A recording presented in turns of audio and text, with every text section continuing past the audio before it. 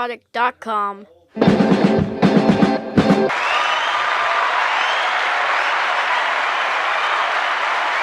Hello, we made it. Hump day. What do you got there, Chris? A ball, but someone's gonna take it away. Take the ball. God, that It's mine. I had it first. Sorry, I don't have my Karen glasses on. Here's the ball. Where's your other one? Exactly. You only have Come in one. pairs. Oh my God, that Philly Karen thing was hilarious. It was. It was and had a happy ending. Yeah, I kind of wish we were still talking about that, not the other thing that happened this week. Yeah, no kidding. I can't pronounce her name. What's her name? Irina. Yeah, that was horrible. That was freaking horrible. I'm glad more people are talking about it. Apparently, it's just a right-wing issue when somebody gets murdered. What happened to Slava Ukraine? Right. Where'd that go? Where in the hell? Zarasuska. If I mispronounce it, I apologize. Zaruchka. Yeah, they should start the ULM movement. Ukrainian Lives Matter. They do. ULM. They do. Wow. Kind of a slow week in entertainment. So we're going to discuss Star Trek Day, which we didn't discuss yesterday, which was last Monday. And all I could say is like RIP Star Trek. But we will be discussing some Star Trek stuff. Good. Of course, the big conversations, Red Letter Media and others dropped a video about the state of YouTube right now. We're going to talk about that. Maybe give a little unsolicited advice. Chris and I are known for doing that once in a while. Yes. Yeah. Dad advice. We'll give some dad advice. And Alien Earth, I want to talk. You only watched half the episode. I might spoil it for you, Chris. Sorry. Well, I don't care if you do. I saw Robert Meyer Burnett jumped off the train last night, and No. he's like, this episode they got stupid. Rob, I love you. They've been stupid all season. Okay, it's been dumb all. It's a bad show. How is it any more stupid than it's been? It's bad. It gets dumber. It does. It's unbelievable. And what's shocking is I didn't think it would be this bad. I was like Noah Hawley. I mean, this could be good, right? And there's like good ideas, horribly executed. Well, they keep saying like, oh, these are kids in these adult-size synth bodies. They just seem like normal Gen Z kids to me. Yeah. Like they really are that stupid. They seem like normal Gen Z, but they're like kids. If I was Gen Z, I'd be offended. I'd be completely offended. This show's made for you. You're all retarded, you know? Yeah. And hey, we got to shout out to Gen Z in Nepal. Have you heard what's going on in Nepal? No. They are burning down their country right now, which is why? Because they shut off the internet. Oh yeah, I did hear about that. So there were some protests, by the way, Nepal, communist nation, because communist has never been tried before, guys. Communist nation. There was some protest outside of the communist gulag or hall or whatever the politicians meet, and the leaders decided to shut down the internet, and then some people were unalived, some kids were unalived, and it's gone crazy, absolutely gone crazy. Yeah, just a little. There's video of them like ripping down the hammer and sickle flag or whatever, and the communist leaders are being lifted out by helicopters, and their homes are being burned down right now. It is. Don't F with the internet. Don't do it. It's a really bad idea. France is jumping off too. I have no idea why. You never know. Like France will just live with a bunch of stuff and not care. But if you like put up speeding cameras, they will burn down their country, which I mean, kind of based. So, but holy crap. Wow. There's a great Grand Tour episode where they're in France. And then they start like, rioting for no reason. And then they're in the middle of a race and they stop for lunch. You know, it's a good episode. You got to see it. It's very French. Chris, how are you? Doing great, Gary. Doing really good. Just kind of, it's a slog now. We are in the slog days where movies to cover are going to be. I mean, I already got advanced tickets for Tron Ares, so I'll be there. I think it's gonna flop. I kind of get that feeling too. It'll look pretty and sound great and be stupid. I was optimistic about it, but let's be real. Nine Inch Nails replacing Daft Punk. Now, Daft Punk still had it. Like when they did the soundtrack, they broke up and they were still like on top. Like they were. Nine Inch Nails. Has it even been a band for the last 20 years? I mean, they do. Trent Reznor does movie soundtracks. He does. And he does it with that guy Atticus. So, yeah, and he's pretty good. But is it, you know, but then it looks like it's going to be a bunch of girl bosses. It just does. Yeah. I hope it's not. The visuals look pretty good. I hope it's great, but I have a feeling it's not going to do very well. We are in the death throes of see, I was talking to someone last night about a movie that I just saw called One Battle After Another that is part like Leo DiCaprio is great in the movie. He's really good as a freaking dimwit Antifa guy that is pussy whipped by his black girlfriend who he has a child with. Anyways, he can't remember the password to tell these people to meet at a rendezvous point. That takes up the first 2/3 of the movie. It's actually very funny. The movie's very funny. Benicio del Toro's great. Sean Penn plays a great white supremacist a-hole. But the problem is this. There are really bad Hollywood cliches and stereotypes that people have pushed back against that were bad, right? But they've replaced them with new, equally bad, I would say worse stereotypes, like the girl boss. Based on the identity of the character, you can guess the outcome of the story based on what they look like. Are they a black pregnant woman? You can guess where it's going to go. Are they of a certain race or a certain type of character? Whatever.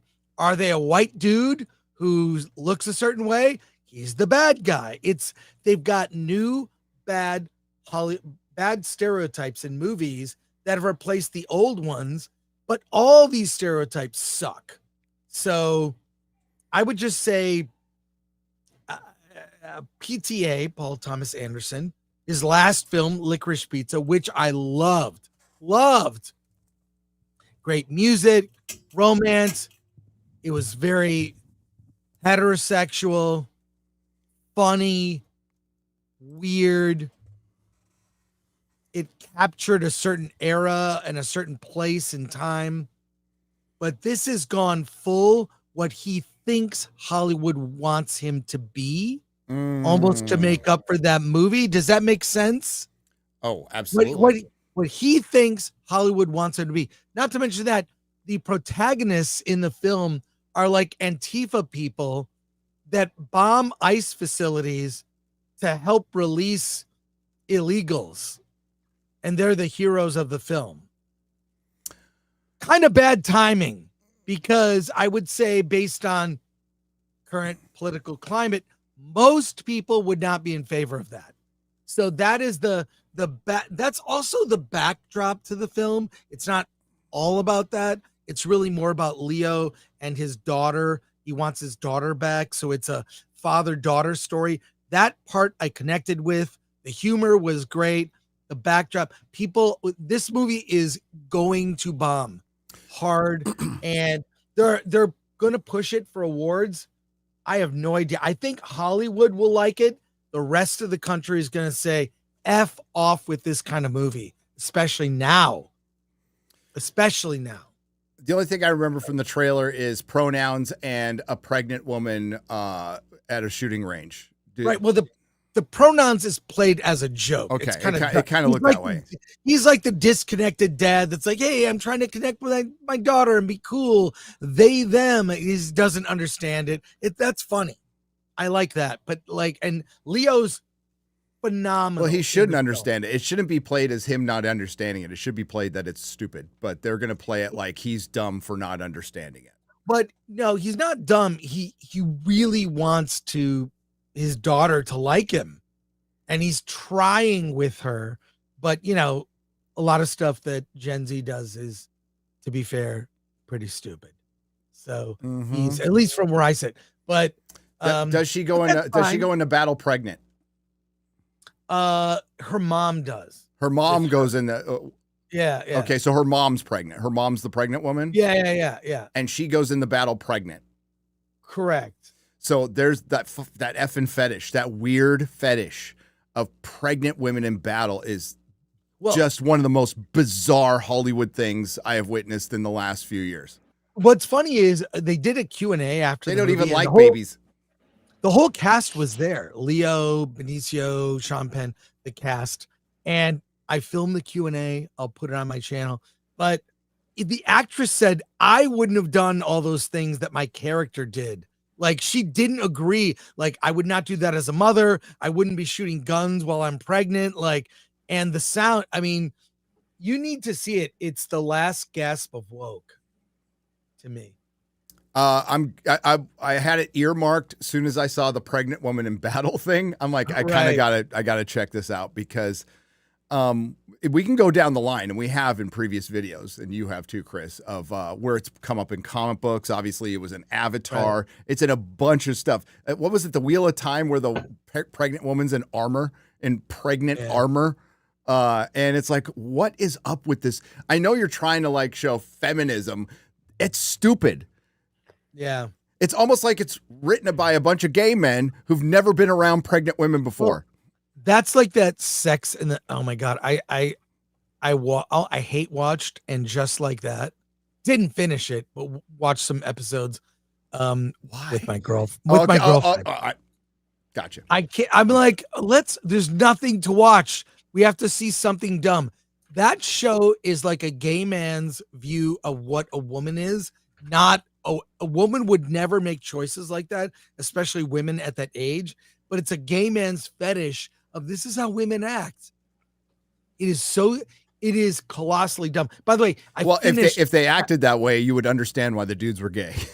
Yeah, exactly. It's like the Dylan Mulvaney doing, this is what a girl acts like. The gay guys might have a point. It's a weird fetish, but I did, on the plus side, Dexter Resurrection was awesome. They stuck the landing. Peter Dinklage is a great. It's so good. It's if you loved old Dexter, not lumberjack Dexter. I didn't watch any. Don't even bother watching any of the. I hear New Blood is good. I mean, it's like a prequel. I may watch that, but Resurrection was so good. Have you ever seen that video? It's from a long time ago. I should show it to you. It's like every Dexter episode in 1 minute. I gotta find it for you. I've seen that video. Yes, you've seen it. Yeah, yes. It's funny. It's funny. And it's right. And it's now that it's done. I just never caught up to it, and I have time to watch it. I'm gonna watch it. As was he's all, dude, it was so good. Yes, he saw. Yeah. Did you see the finale? The finale was last week. It's good. It's just back to Dexter. He's the Punisher with a knife. I mean, I like that. He is a hero that kills, and I love it. It was is so cool. I loved most of the first season. 1 and 4, season 1 and 4, the best. But yeah, really John clever. 4 is Trinity, right? Yeah. Yeah. John Lithgow season was so good. He's the best. It meandered, but I love the character, and the Resurrection is back. It didn't meander as bad as anything we watch now. Like it is all meander. As Paul Chato says, it's all unrolling the sausage like slowly, and it's rancid and gross. Alien Earth. The worst. Hey, thanks, lady. Coffee? Yeah. I never get coffee delivered. You're the best, Mama. Oh man. Hang on. Sip of coffee, please.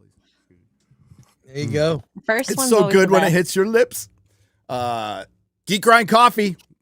So what do you want to start with? You want to start with YouTube? Hey, like, let's just start. Yeah, with do YouTube stuff. We'll get the business stuff out first. So, Yeah. I've talked to a lot of YouTubers about this, and YouTube has made, and then they warned us, YouTube has made about 3 years worth of changes in about 4.5 months. What happens, and like, I apologize in advance.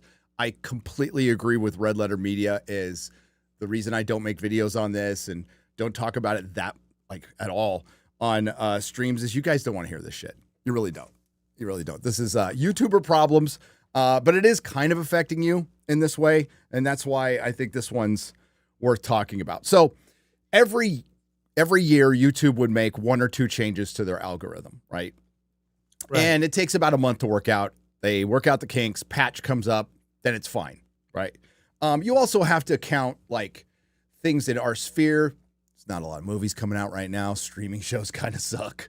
It's kind of a chaotic year. It's post-election, whatever. So you have to count all those things. But, you know, the most noticeable change was Adpocalypse 1 and 2, which were pretty bad. The worst time I've ever seen it was the month before the election of 2020, where they just turned the faucet off on everybody, which was noticeable because it's the only month I didn't lose any subs, but I didn't get any. It was a goose egg. It was a 0 for the month, which was insane and almost impossible.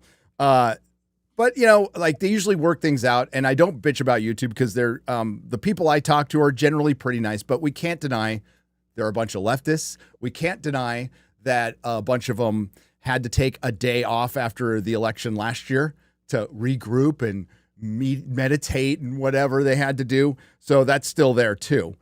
We did hear the bullshit from the CEO that we're going to be less censorious, and they have been. Yeah, they have been until recently. So Red Letter Media got a video age restricted, and this caused them to make a drop a video Sunday night, I think it was. So the changes they've made are changing the AI algorithm. They've been trying to remove bots. I think all platforms across the board, I think they're even coordinating, trying to get rid of the bot problem. They're trying to get out of this is my guess. They're trying to get out ahead of the bot problem while it's still somewhat backed by humans, because the bot problem, when AI is implemented, once you implement AI for your program, they can too. And it will be demonstrably worse. And so there's that going on in the background. And I'm sure they're advertisers. If I was an advertiser, I'd want full transparency of any of these platforms. I'd be all like, I need to know if people are actually clicking on these ads, if they're watching these ads, how much they're watching these ads, and it's not just a bunch of bots. So I'm sure that has something to do with it too.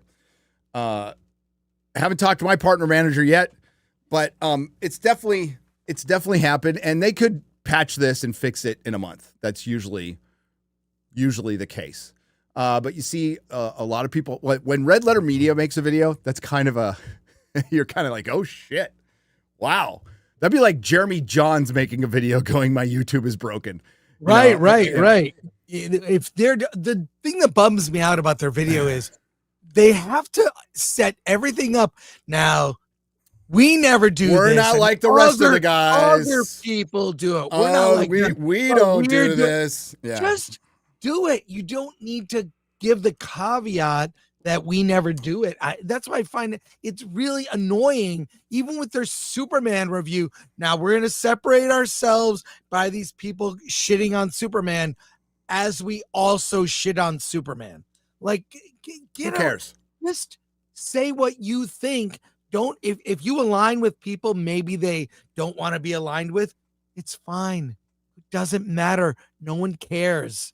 No, it bugs me because I like them. It's fine. I like them. It's fine to make a video on it if you want. I think all they had to say was, "Hey, you guys, this isn't like really your problem, and you don't want to hear that." That part I agree with. Part I agree with. Like, we're here to entertain and stuff like that. So that's great. But you know, Shad's going to make a video. He's already done it. You know, like I watched his. Yeah. And there's and Clownfish has made videos. A bunch of people have made videos, and we'll see if it gets worked out or not. I mean, I'm not going to sit here and hit the panic button. What I would suggest. Well, it's really a bad time to be, if you want to be a hobbyist, for content creation, that's great, and that's what I highly recommend. It's a fun hobby. But if you were a channel that just started like a year ago and you started taking off and all of a sudden they just went, you're probably panicking. What I would suggest is enjoy this while it, be grateful. I am grateful. I'll use my statements. I'm very grateful for everything YouTube has provided me over the years, and that's thanks to you guys, and it is gravy. This is all great. Whoever watches a stream, it's been brilliant. And it will continue to be brilliant. I have no intention of stopping. And, I've been through this stuff before, but maybe we could give a little unsolicited advice, Chris, to other content creators out there who are younger. The older ones should know better, but who are younger and getting into this, don't live beyond your means. Yes. Yep. Don't be in debt. Don't get yourself in debt. Don't take that first YouTube check and buy a new car. Don't finance DoorDash. You can finance. That's dumb. You should shop, learn to cook. Just relatively good life Sounds advice weird. for everyone, I not can just cook content creators. I can cook basics, and I eat well. Yeah. I'd say. Yeah. You don't, I can go down the road on this one. If you do need a new car, don't buy a brand new car. Buy a 3-year-old car, minimum 30,000 miles. You can go up to 50. Nowadays, you can go up to 50,000 miles. Most cars don't require oil changes for 5,000 miles minimum. They tell you 3. That's full of shit. Use synthetic oil. You're fine. If you're going to invest in something, don't get a fucking car. Try to invest in where you're living. Invest in shelter, Right. not a fucking car. All right. I have the same car. I drive the same damn car I've been driving my whole time on YouTube. Haven't bought a new car. I like my car, as a matter of fact. Don't live beyond your means, and nothing lasts forever. I've been saying that since 2020. If you've been with the streams with me, this could end any day. Yeah. This can end any day. You know that if you're a content creator, that should be locked in your head. Don't worry what other people are doing. Compete against yourself. You know who I got that advice from? It was on a video from The Quartering about 6 years ago. Really? And I thought that's really good advice. Compete against yourself. Don't worry about what other people are doing. Yes. Don't concern yourself. Mind your business. That's what I learned in prison. Yeah. Oh, and I would say use the prison rules, Chris. Don't mess. I'm going to use all of them. Don't drop the soap. So how you stay out? Well, that too. How you stay out of trouble in prison was don't mess with the gays, don't mess with drugs, don't mess with gambling, and you'll probably be fine. Yeah. You'll probably be fine. And maybe when it comes to gaming, just, on the occasion, maybe game, occasionally, but that's a whole other rabbit hole of like time waste right there. Enriching your life. Yeah. Yeah. Unless you're streaming and making money at it, probably recreationally. I don't know. I game rarely, maybe a couple times a month, but it's not a regular. It's fun once in a while. Yeah. But you know what you do and I do every day and X-Ray, we go out for our little walks. We get our 5-mile, 6-mile walks in. That's right. Super healthy. I'm really happy. When COVID came down and my wife lost her business, we had to rely on YouTube income during COVID, right? And it wasn't anything that I ever I approach my YouTube shows. I'm just going to talk about what I'm going to talk about, and we can certainly. There's an application I have for my videos. Like, okay, first is, do I care? And then how well, will this fit in my channel? And sometimes I do something that's kind of not fitting in my channel because I don't care, because I care about it too much. Like anytime you talk about transmissions, you're going to get suppressed. You just are. Yeah. 100%. Don't care in certain cases. But what we did, because we worked for years and years and years and years, decades, to put ourselves in a position for success, we got the fuck out of California. It was a terrible place. It was an awful place, and I couldn't. It's a terrible place. It's an awful place. It's a prison with nice weather. That's getting worse. And we put ourselves in a position for success by not having a debt, not fucking buying all this. It certainly helps that I don't drink, I don't do drugs, and I don't gamble. It really does. Little bit of a toy thing, but like, I haven't bought that many toys this year because I can't fit them. But that's one thing that brings me joy that I can afford, but I certainly just stopped doing. And the thing is, save your money. Save your money. Certainly helps. Yeah. I think for me, the thing that stuck most was the 50-30-20. So 50% goes to living, food, 30 goes to saving, 20 goes to fun. Yep. 20%. Yeah. So, Okay. Yeah. But it's cool when fun is part of the job. That's like what seeing movies. That's the thing is because you that's one of the things I'm grateful for when I go to a con, when I go any streaming service I pay for, any movie I go to see, I can write them all off. It's all for content. It's all for research. I could do that in the comic store too. But although Gary, we're not going to be having fun in LA because why? I pitched 3 panels. Oh, And unfortunately, I'm not going to say my channel's under attack, but LA Comic-Con 2025, thank you for submitting a panel for Los Angeles Comic-Con 2025. The second year in a row, we received a record-breaking number of applications. While our panel schedule is now full, we encourage you to apply again next year. Blah, blah, blah, blah, that's blah. 2 years in a row. 2 years in a row, Yeah. locked out. They don't want me.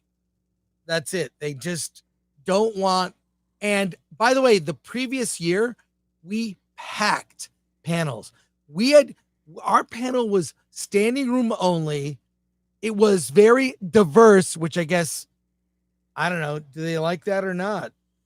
Diverse only if you say certain things. Paulie from Latino Slant was on our panel.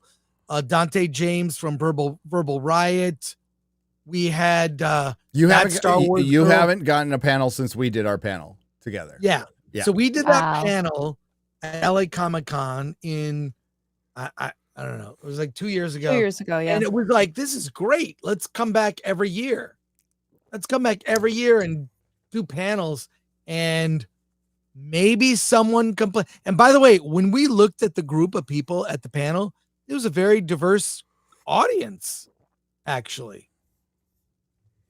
Yeah, they don't care. No, these people just don't like you.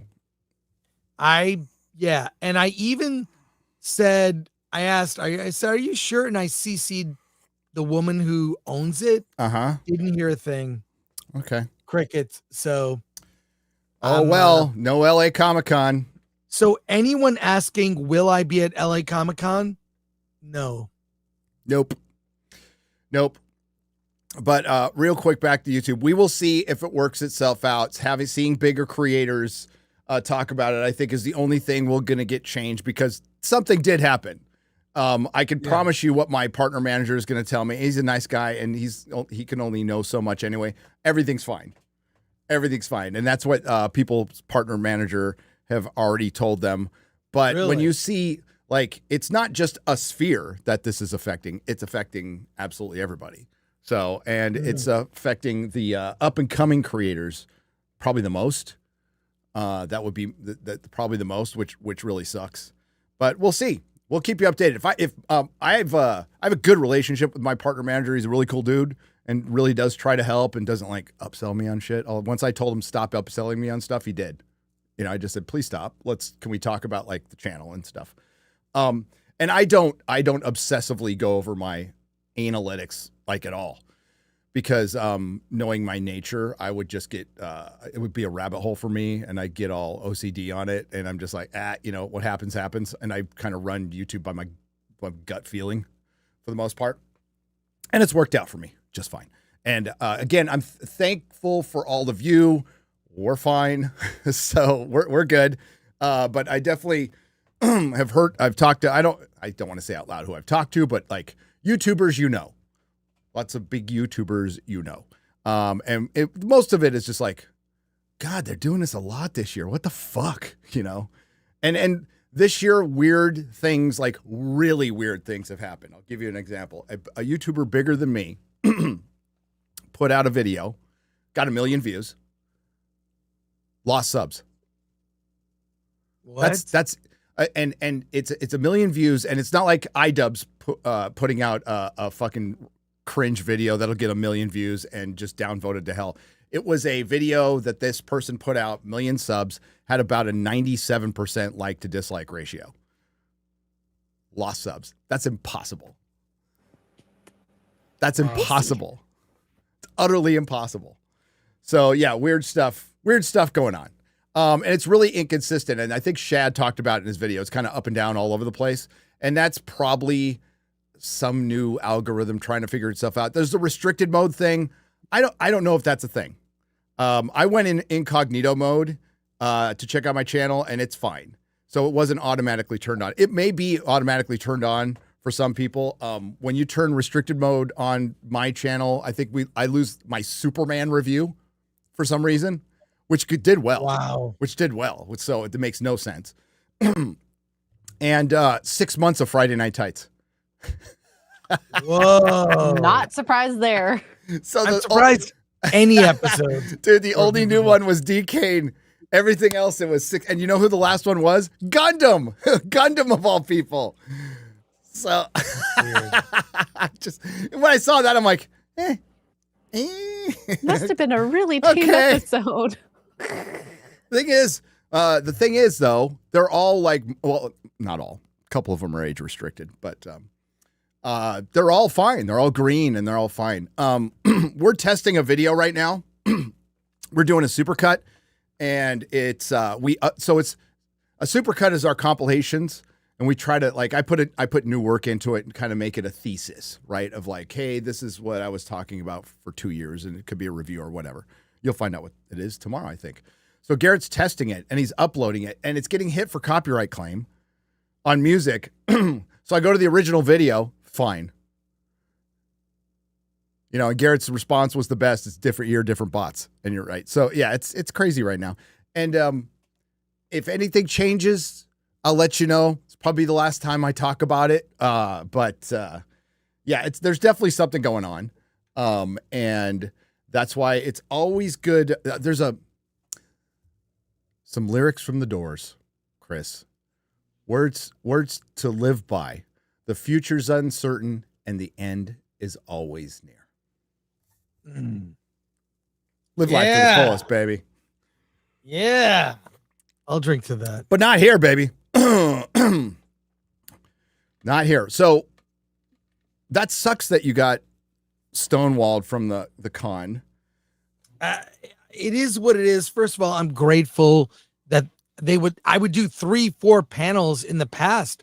I showed Attack of the Dock at LA Comic-Con. I kicked off my Kickstarter there. We did a panel on G4 and Attack of the Show. And I'm like surprised. I would bring people every year. They'd say, are you going to be there? What are your panels? And so I would do a little graphic that would say the time in the room, and just, it's easier for me to do a graphic.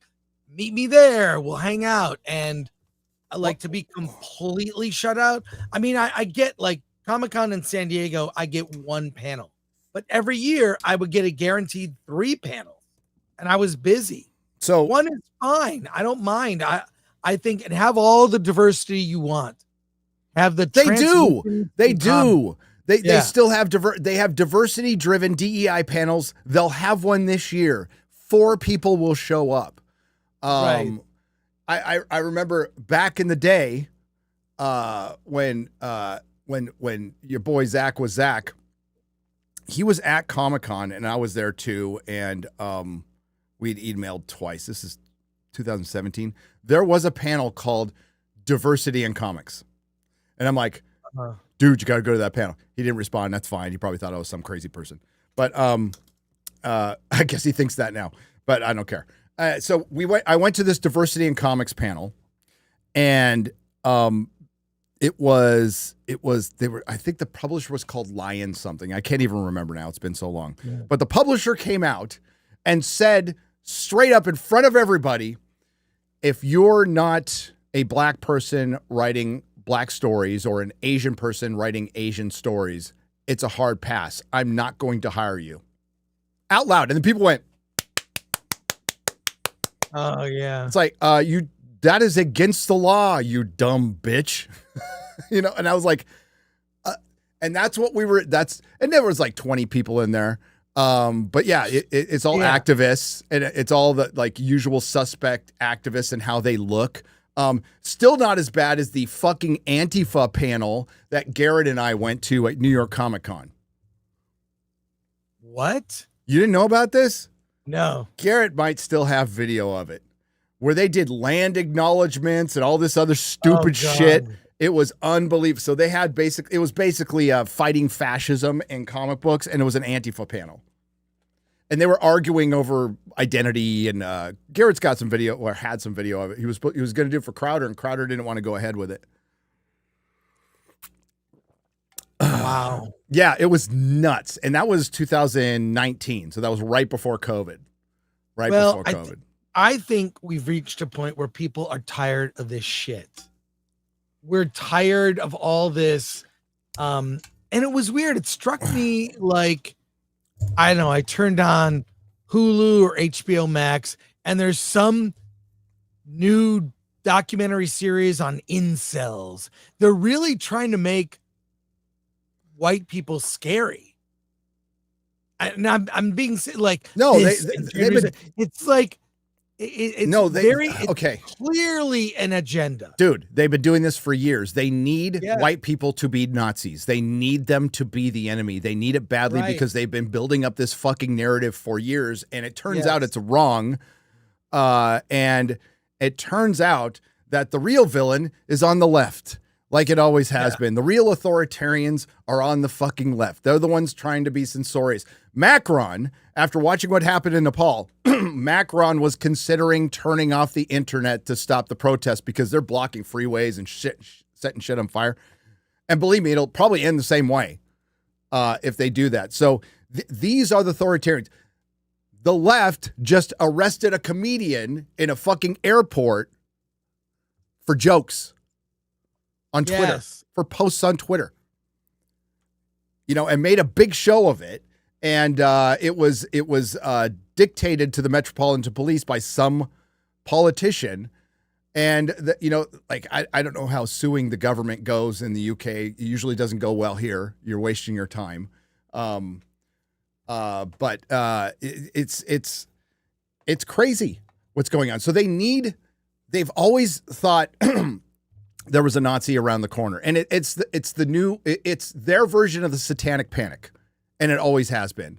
It's their version of the Satanic Panic. It's the Nazi panic. The problem is they can't find any. We can give you a couple of results just in the last week of hate crimes of black people killing white people.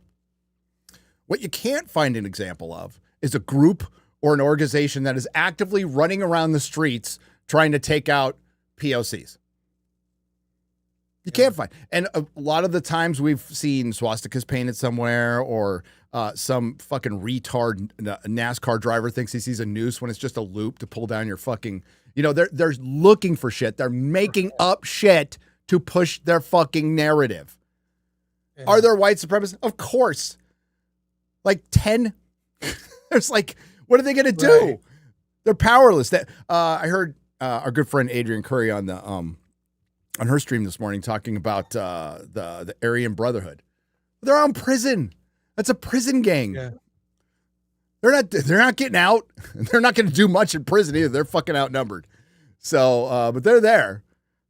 And there's pockets of it, but it's insignificant compared to Antifa and all the communist shit out there, which is the real threat, by the way. Just so you know. But Hollywood's been pushing this narrative forever, Chris. There's an incel bad guy in the Batman. Right. How many times? God, so what's Peacemaker? Peacemaker was all about what's season 1 and 2 of Peacemaker. It's racism. Did you see the last episode?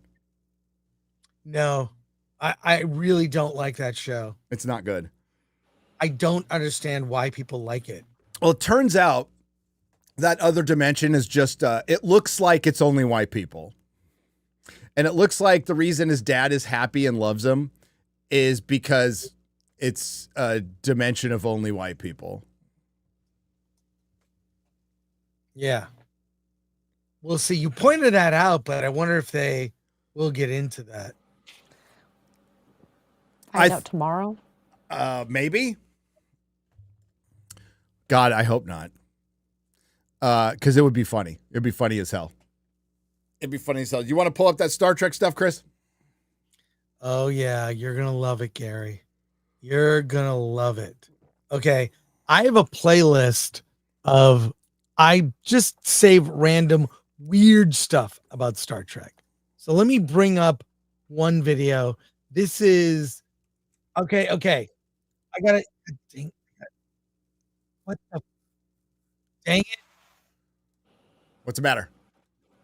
Well, you pull. I'll read a couple super chats while you're pulling that up. I'm trying to cue this up. Are you trying to cue it up? You need a producer. I'm just kidding. I'm my producer. Okay. Yes, you are. Yes, you are. Okay, let me. All right. Shlomi Leaner for $19.99 says, I am reading Batman Nightfall, and I'm up to part 3 where Bane breaks Bruce's back. Spoilers, Shlomi! Come on! Which was so awesome to see. Do you think we will see something like this in the DCU? Yeah, and it'll be horribly adapted. Enjoy it in its source material. Enjoy it. But we've already seen Bane break Batman's back. He did it in The Dark Knight Rises. Fanfiction.net has a lot of outright bad fanfics on it. TFW for 20 Australian dollars. That is the least surprising news I have ever heard in my entire life. Some good what ifs, like the comics and well-written gems. Next to doubt. It also has a lot of new inspired writers testing and developing their skills. That's good. That's fine. All right, So, is this ready? I'm not saying it shouldn't exist. I'm saying I will never go there, and it should not ever become mainstream writing. I thought you were going to show me Star Trek stuff, Chris. I thought this looks like Now, Neutron. Gary, I thought you were going to show me Star Trek stuff, Chris. Gary, Monday was Star Trek Day, It was. and the official Star Trek announced 3 trailers. This is the first. It's Star Trek Scouts for Nick Jr. It's Which is under a Paramount. minute. Which is Paramount. It's under a minute. We'll get Let's hit for this, watch but it doesn't this. matter. Let's go. Okay, well, clip it. Here we go. This is why you got to watch live. All right, Scouts, it's asteroid blasting time. Your mission is to discover, grow, and boldly go. Activate the asteroid deflector wheel on it like a comet, JR. Oh, it's a giant rubber That ducky. didn't work. Reacher mode, reach! Whoa! Awesome! It's a Targ from Planet Kronos. 10 seconds to impact. No time to waste that. Holy cow! Chris, I can say without a doubt, unequivocally, which I can't say. Uh-huh. This is the most sophisticated Star Trek I've seen in the Kurtzman era. They all have pets: a pig, a turtle, and a dog. Yeah, I mean, like, I really can't tell the difference between this and Star Trek Discovery and Strange New Worlds. They're the same picture. Where's the meme? They're the same picture. Well, there were 2 other videos that dropped. Yeah, I don't know if you want but to see like, those. we'll watch this and I'll give you my thoughts on Skydance. God dang it. Freaking YouTube shit. It's your volume's down. Here, wait. Okay. Yeah. I can do this. Okay. This is only 15 seconds, Gary. Okay, let's go. This is the thing people were most excited about for Star Trek. Star Trek Lego?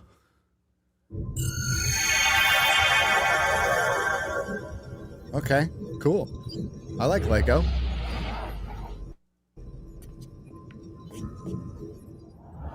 That's it. Star Trek Lego. Wow. That is Star Trek happening. Day is full of stunning announcements, Chris. I can't understand why I just completely ignored and missed all of this. Oh my god. And then there was a Star Trek Day video, like a montage, Okay. under a minute. You want to watch this? Yeah, of course. Okay, here we go. We came seeking friendship. That's what the Starship was all about. That's why we're aboard. Can't believe Kirk is in this. Do you realize how rare a show like this is? Social commentary with rubber masks and buried metaphors. You know, science fiction.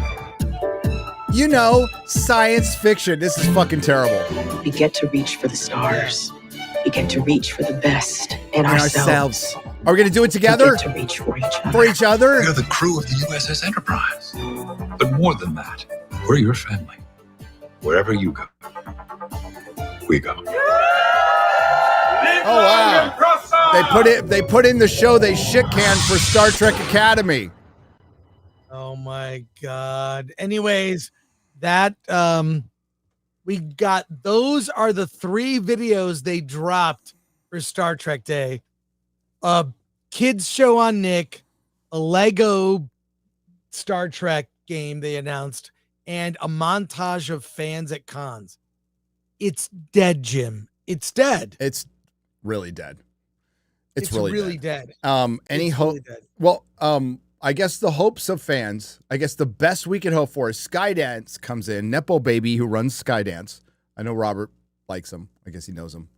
Fucking Nepo Baby. His dad's a billionaire. Okay. Daddy, buy me a studio. Okay. I mean, like, I don't blame him. I don't blame him at all. If I had a dad with $1 bazillion, I'd go, Dad, buy me a studio. Awesome. Great. So he's in charge. And the best he could do was take everything Kurtzman. It kind of sucked, but everything Kurtzman across the board, even Picard season 3, which I like, and put it in another universe or erase it from canon completely. Enterprise, you stop it. I'll give Enterprise. I know Enterprise is like a lot of people liked it, and it looks better compared to Kurtzman Trek, but I still have like it's fine. It's fine. The best idea for a Star Trek series came from fans. The 2 best ideas. Yep. Axanar okay. was a good idea. Yeah. Burnett's involved in that. It's a good idea of how did the neutral zone get created? What happened? What were the events? No. What was the war? And they played it like a doc series. The second idea that was great was Star Trek Continues. Let's finish the 5-year mission. Let's recast new actors. Let's do it in the style of the old Trek. Let's do season 4 and 5 of what would have been. Those are 2 brilliant ideas for shows. Yep. Everything that we've gotten from Paramount has been bad. It's been bad in all the ways. Like, can you imagine how cool it would be? Like, even that DS9 episode where they go back, it's all accurate to exactly what it looked like. Yep. You don't need to update. They do period pieces. They do shows and series.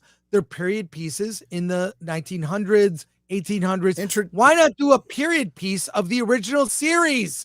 That's what Star Trek Continues was. It was great. It was great. It was. And Axanar was a great idea. When Robert was involved, man, that thing was awesome. Was awesome. Yeah. Then it went to shit and it killed fan films. But CBS killed fan films, even though they did. The shenanigans with Axanar didn't help. Because somebody was probably making money off that. You shouldn't make money off of fan films, or at least right. be better at hiding it. CBS put the kibosh on fan films, which really that's the moment they kind of killed the fandom, right? And then they produced so much shit. You can't come back from this, even if you say, okay, it's all in another universe. So Nepo Baby comes in and goes, we're going to put it in its different timeline. We'll put it in the Kelvin timeline or wherever. You totally can. It would make more sense because the tech never matched up. At least Alien Earth, the craftspeople involved in that show, the artists, the people who make the sets, they're genius. They are really fucking good. It's just a shame that everything around it's retarded. But what Star Trek did was attack the fans. It turned itself into a platform. It's something Alex Kurtzman said, we want to use it as a platform. And they started campaigning for presidents. I don't want to see anybody from my favorite science fiction show campaigning for any president as a group representing the show. Individual, you can do whatever you want. But as representing the show, I don't want to see that from either side. I just want to, it's escapism. And I want to be immersed in that. And the people in charge of Star Trek right now, Alex Kurtzman and JJ hate each other now. They absolutely hate each other. Yes. Wow. Why? Over Star Trek. Oh. Yeah, it's over Star Trek. They can't stand each other. And Kurtzman knows nothing about it. It was Roberto Orci, who was the Star Trek fan, who passed away, may he rest in peace. And he even produced some of the bad Star Trek, Into Darkness. But it's the way they have treated half the fandom. It is the way they have told stories. It is the way they've... Star Trek just rips other stuff off. Go to Major Grin on YouTube. And he's got an entire channel to show you how much Kurtzman has ripped off from not just Star Trek novels without giving credit, but other Star Trek shows. Mass Effect. They've used stock footage in Picard season 1. It's like just they ripped off the MCU. They made fucking Michael Burnham Ironheart before Ironheart was there. It's just right. And they're doing it to this day with Strange New Worlds. Didn't they just remake Arena with the lesbian? So like it's cringe. It's terrible. And everybody talks. It's Platoon. Little Platoon had the best description of it. It's Star Trek for theater kids. It's trying to make Star Trek Buffy, right? And it's broken. So even if you erase all of it, we've still seen it. I said that about the Disney trilogy. You can erase the Disney trilogy. We saw it. You can't take that away. And even if they completely course correct and say they start with Dave Cullen did a video about this. They do a Archer series, right? Which wouldn't super excite me, and they tried to be earnest and try to be Star Trek again. You won't get all your fandom back. You're not going to get all your fandom. You'll get a small percentage back because you've lost generations. Star Trek was already aging out, and what they tried to make Star Trek was what it wasn't. They tried to make it Star Wars. Right. And Star Trek is niche. It's never going to be as big as Star Wars, but it had a passionate fan base that stuck with it for decades, and you killed the golden goose. That would have... The merchandise sales for Star Trek were always strong. We're always strong. Even when they weren't making any Star Trek, it was strong. And it was JJ. Midnight's Edge has done a bunch of good videos on this. It was JJ came in and did the 25% different thing and fucked up the merchandise, and it's never recovered. To the point where Paramount... which they consider this a jewel in their crown, is they're still $15 billion in debt. They're still in debt. And I haven't heard them say a thing about getting rid of Kurtzman, which should have been the first thing Ellison did, is we will not be renewing his contract, which it's supposed to be up this year, right? But we got a Star Trek show coming out next year, so I don't know how true that is. And they're going to get two seasons of Star Trek Academy. Remember, Star Trek Academy, God. We got that instead of Legacy, a show I might have actually been interested in somewhat, from Terry Matalas. Terry Matalas wanted to do it. Kurtzman did not. Well, I can't give all the details, but half-assed the offer, basically low-balled the shit out of him so it could sound like Matalas turned it down. But it was just, Picard season 3 wasn't shot it'll never be in 4K. because it wasn't shot that way. I think it was shot in 2K or something like that. And you notice the entire season is a bottle season. It all takes place because Patrick Stewart got like $1 million an episode, and that took a lot of their budget up. And they still made a 7 out of 10 watchable series that I liked. And they did something Star Wars never did. They put the original crew on the D. Yes, it was great. That's third season. I'd love to see it cut down into like a movie or like a trilogy, like something. But those 10 episodes are so good. But instead, we got Star Trek Academy, which was pitched as Harry Potter Star Trek. So bad. So they're trying to make Marvel Star Trek, Star Wars Star Trek, Harry Potter Star Trek. Might be going out on a limb here, Chris, but I would suggest Star Trek. That would be good. Like the bottle episodes are some of the best. Yeah. Like the drama, like the science behind it. They were morality tales.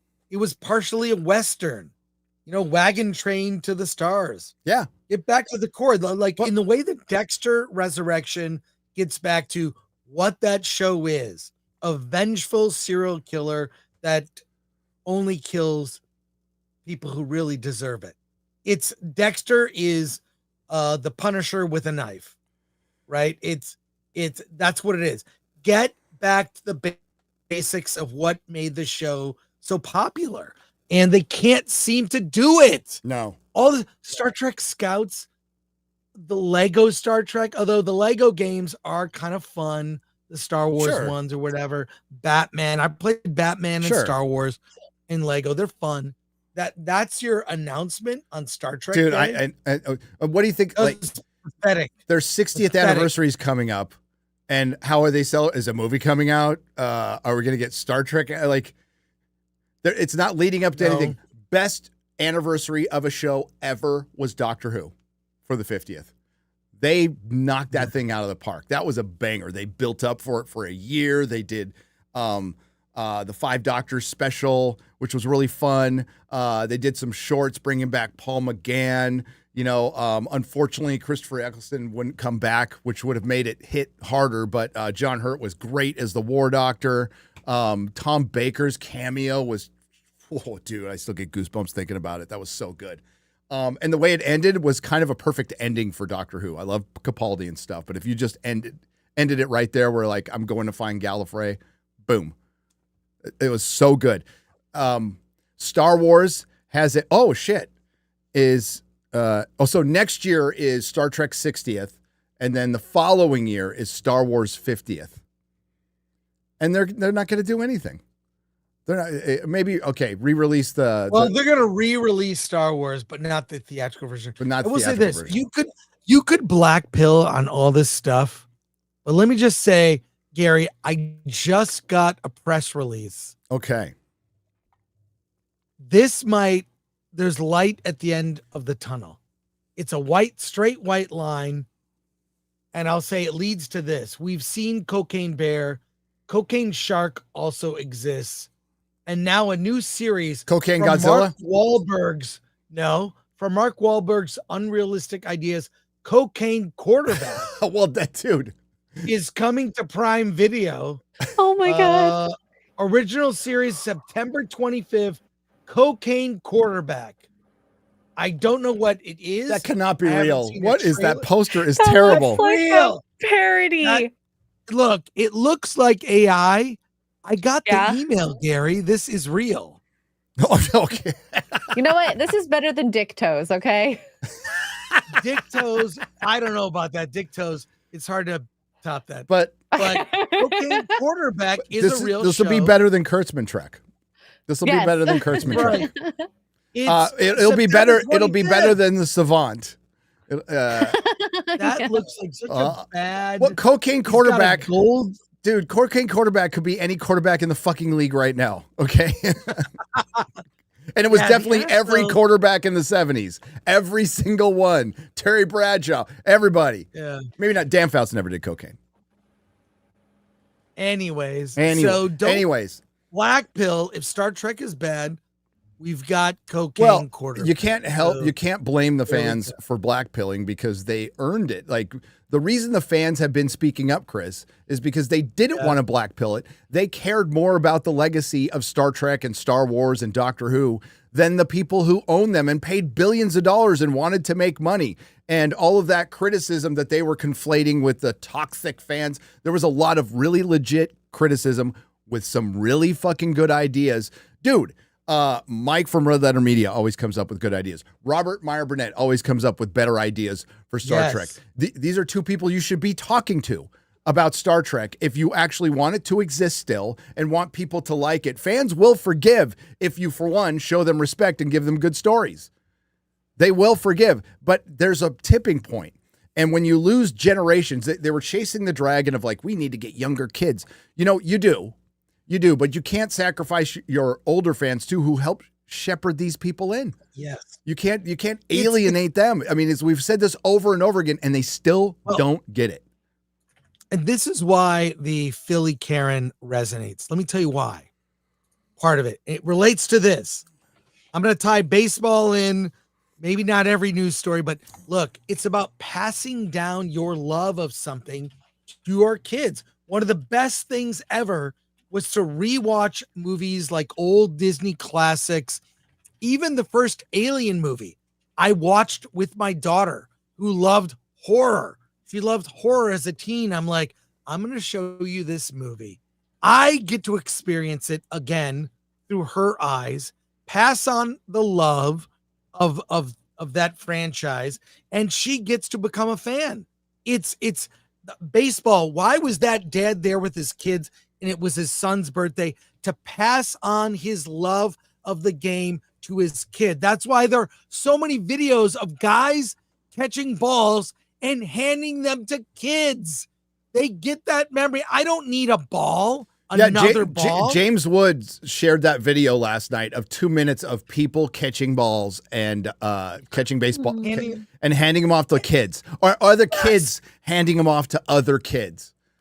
Yes, it's the love of the game. It's we're surrounded by all this stuff, but you can't take away a memory. I might sell on eBay my Galactus popcorn bucket. I seriously may sell it because it's too big. But I'm running out of room. But you can't take away experiences and memories and the love of something. And what they've killed is by being so against the old and so it's even against parents and family. I look at movies. It's so rare now. You see like a functioning, well-adjusted family having normal problems in any media. Like maybe an Angel Studios movie, but it's so rare and it's sad. And when you see the Tobey Maguire Spider-Man films, one of the last to have those values, love of country, love of family, religion. Yep. Like go watch Spider-Man 1 and 2 and maybe 3 if you like Bully Maguire, which I think is funny. I love Bully Maguire. I have a Bully Maguire action figure. They made a Bully Maguire action figure. Oh my God, it's so great with the emo hair. Anyways, but those first 2 Spider-Man movies, they seem weird now. I saw them in a theater last year and with a packed audience. I was the oldest guy in the room, not gonna lie. But it was all kids. I'm like, fuck. That's awesome. It's gonna be, they're gonna be on their phones or whatever. They laughed. They giggled at the romance with Mary Jane. And, he's very apprehensive about Mary Jane and she's flirting with him. And the audience was giggling. They loved seeing a romance. They ate the movie up. They were seeing it for the first time on the big screen. These were teens and kids in their 20s. They loved it. Those things resonate. The fact that there's nothing like that now. Look, we can sit there all day and do Doom for Doomsday. And look, there's time to do 100 videos between now and when it opens. But they'll never course correct until they get the values in these movies right. and the current crop of writers and people shepherding these franchises don't have those values in place. 100%. They don't have it. 100%. They don't even have life experience. Do you know about Gene Roddenberry's life, or Jack Kirby or Stan Lee, what they experienced before they started doing, comics and Roddenberry was a cop. Like he survived a plane crash. Yeah. Like they were veterans, so much cops. Yeah. All of them were veterans. Like they experienced life. They brought that to their writing. This is why I'm so annoyed with, sorry, I'm spiraling into a rant. When I hear in public, people are in public and they're face to face, they're at dinner, they're sitting amongst each other and talking. What do people talk about? You know what I hear people talk about that makes me seethe? They talk about, well, did you see my post on, I posted on Insta. It was a post of a story. Somebody liked did you see the comment that's people, when they get together in real life, they talk about things they post on the internet. And then they get mad at each other. Who gives a fuck?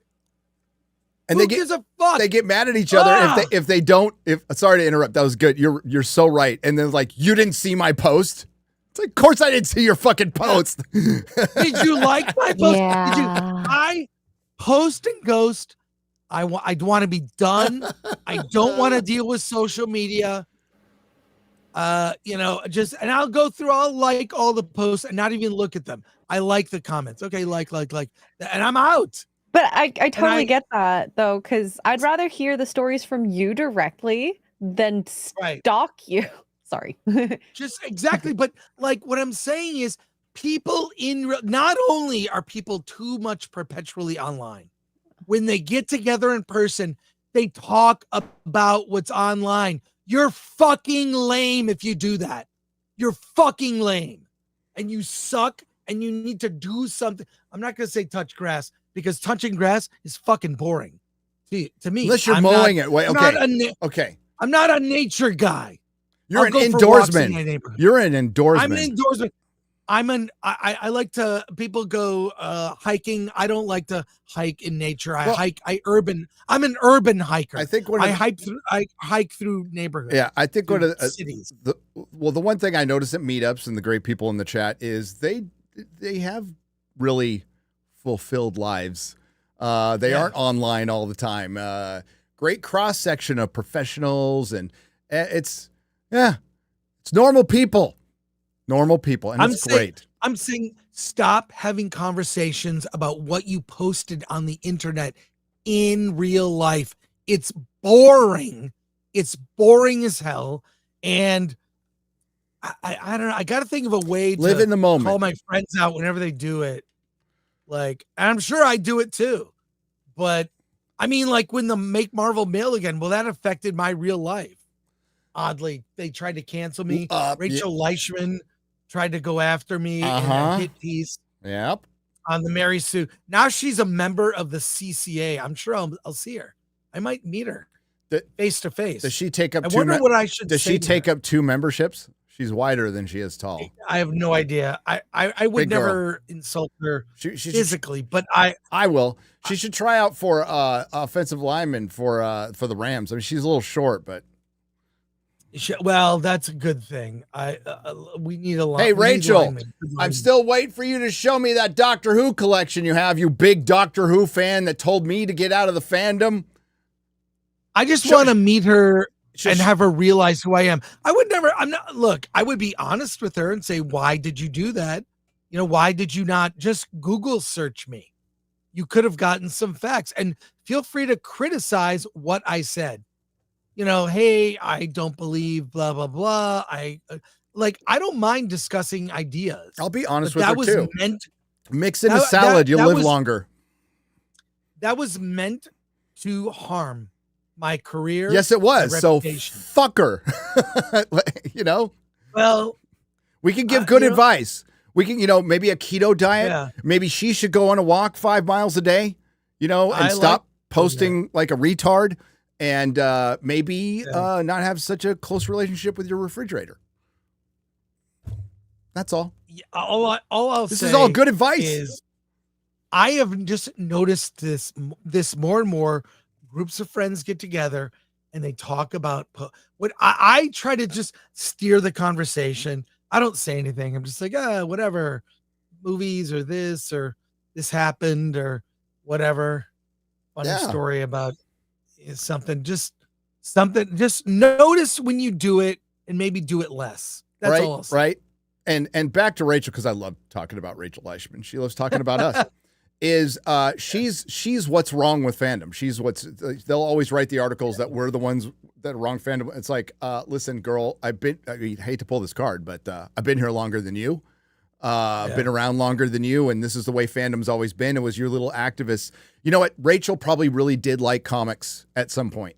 She probably did. Yeah. She's got a little bit of knowledge, so she probably did like them. And then she took a women's studies class, probably dropped out.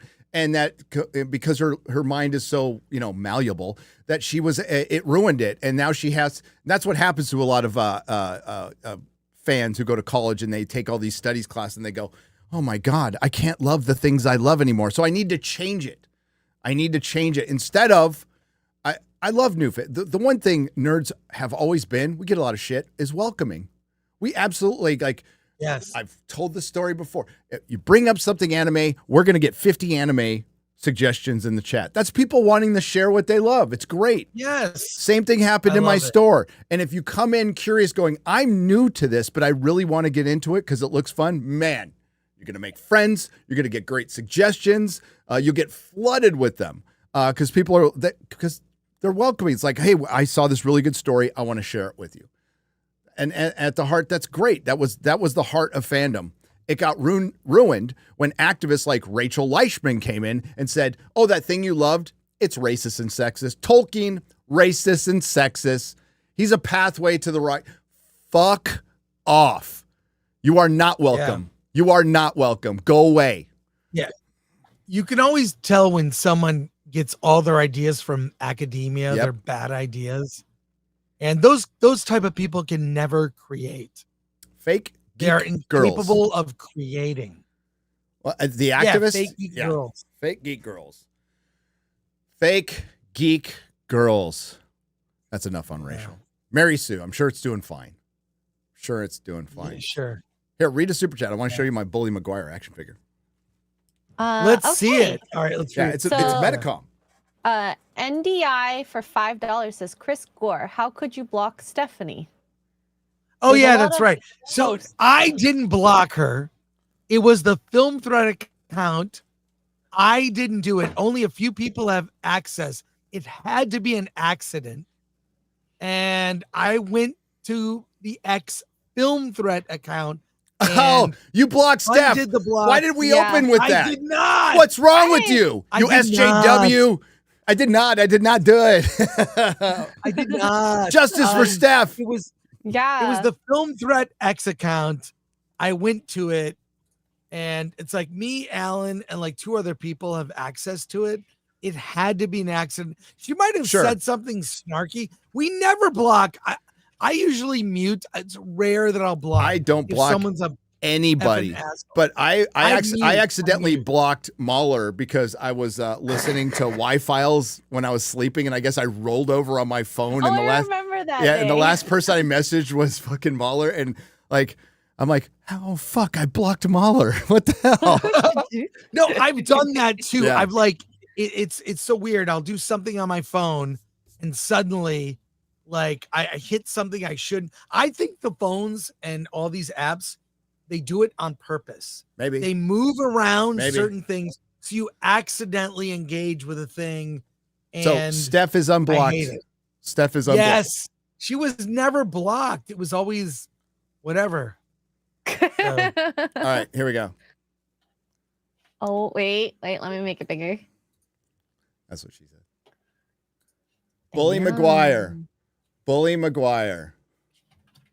So this is from Metacom. Nice. This is from Metacom. Is this a custom?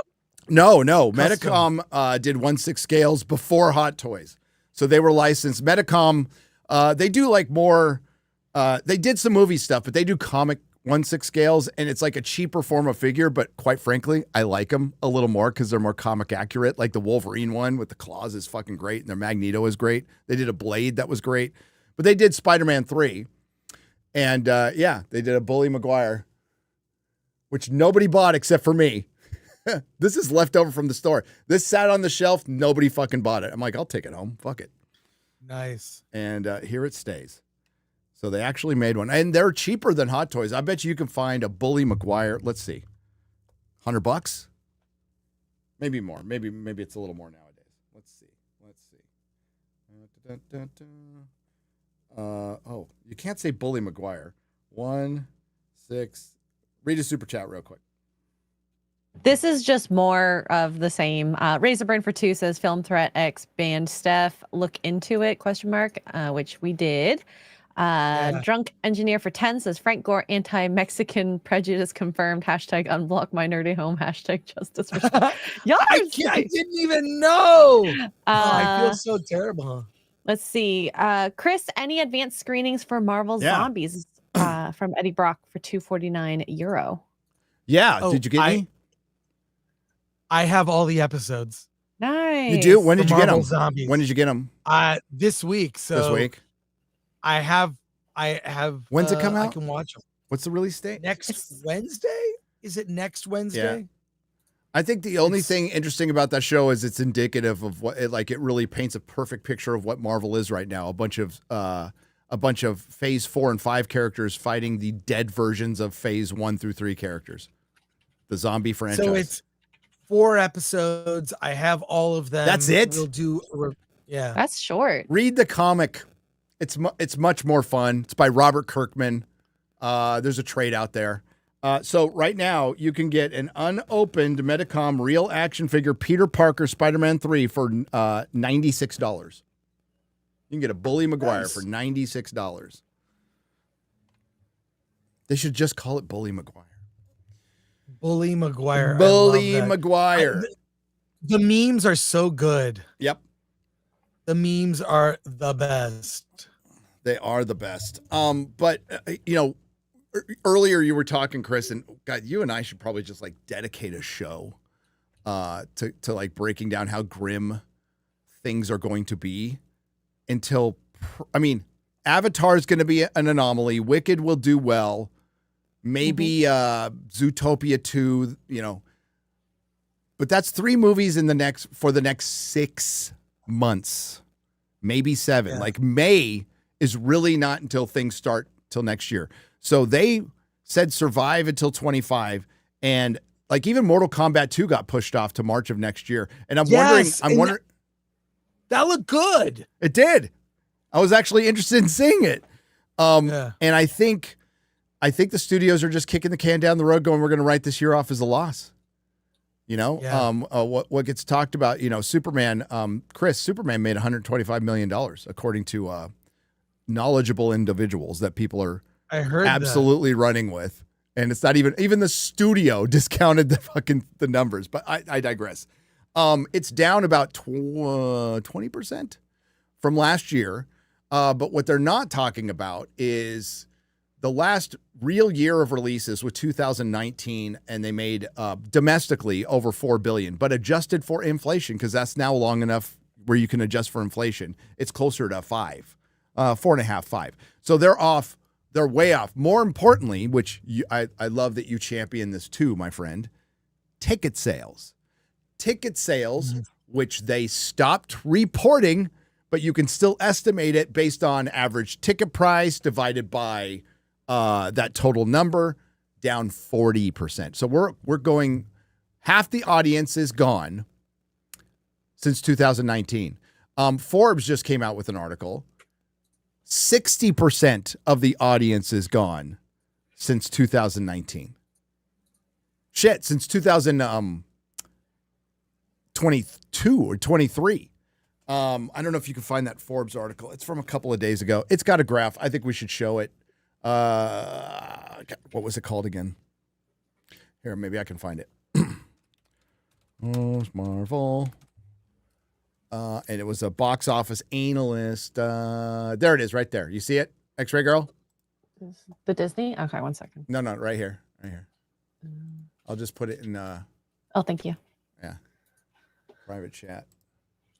Marvel Zombies comes out September 24th. And I'm sure it's week by week. I don't know. September 24th, that'll be 4 weeks and right before Halloween. Would they do weekly? Yeah. It's like half an hour episodes. I wonder if they're dropping it all at once. Yeah, that'd be odd. So Disney loses $619 million in takings on each Marvel movie over the past 2 years. Just go down to the graph. We won't read the entire article because basically I have an entire playlist of videos that explain it a little better. But go right there. This one. This is the meat and potatoes of the article. And who wrote it? Again, it is I forgot her name. She's really good. I gotta give it up to Forbes. There's a couple people there. There's one that's terrible. But there's a couple people there who are pretty good. Caroline Reed. Yeah, she's good. And Eric's good. They're while we don't, of course, agree on everything, Eric's honest. Like a legit nerd and an honest dude. So we have phase 1. These are not adjusted for inflation, by the way. So 2008 to 2012, leading up to the Avengers, $635 million, $636 million.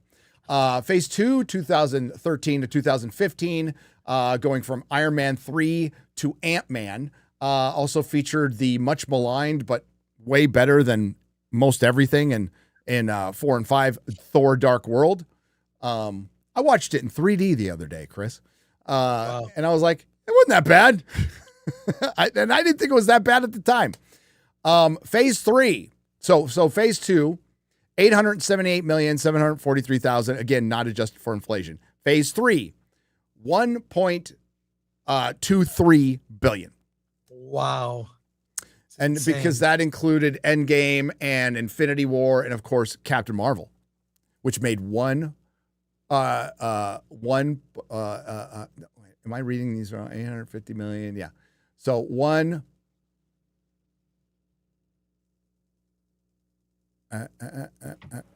okay.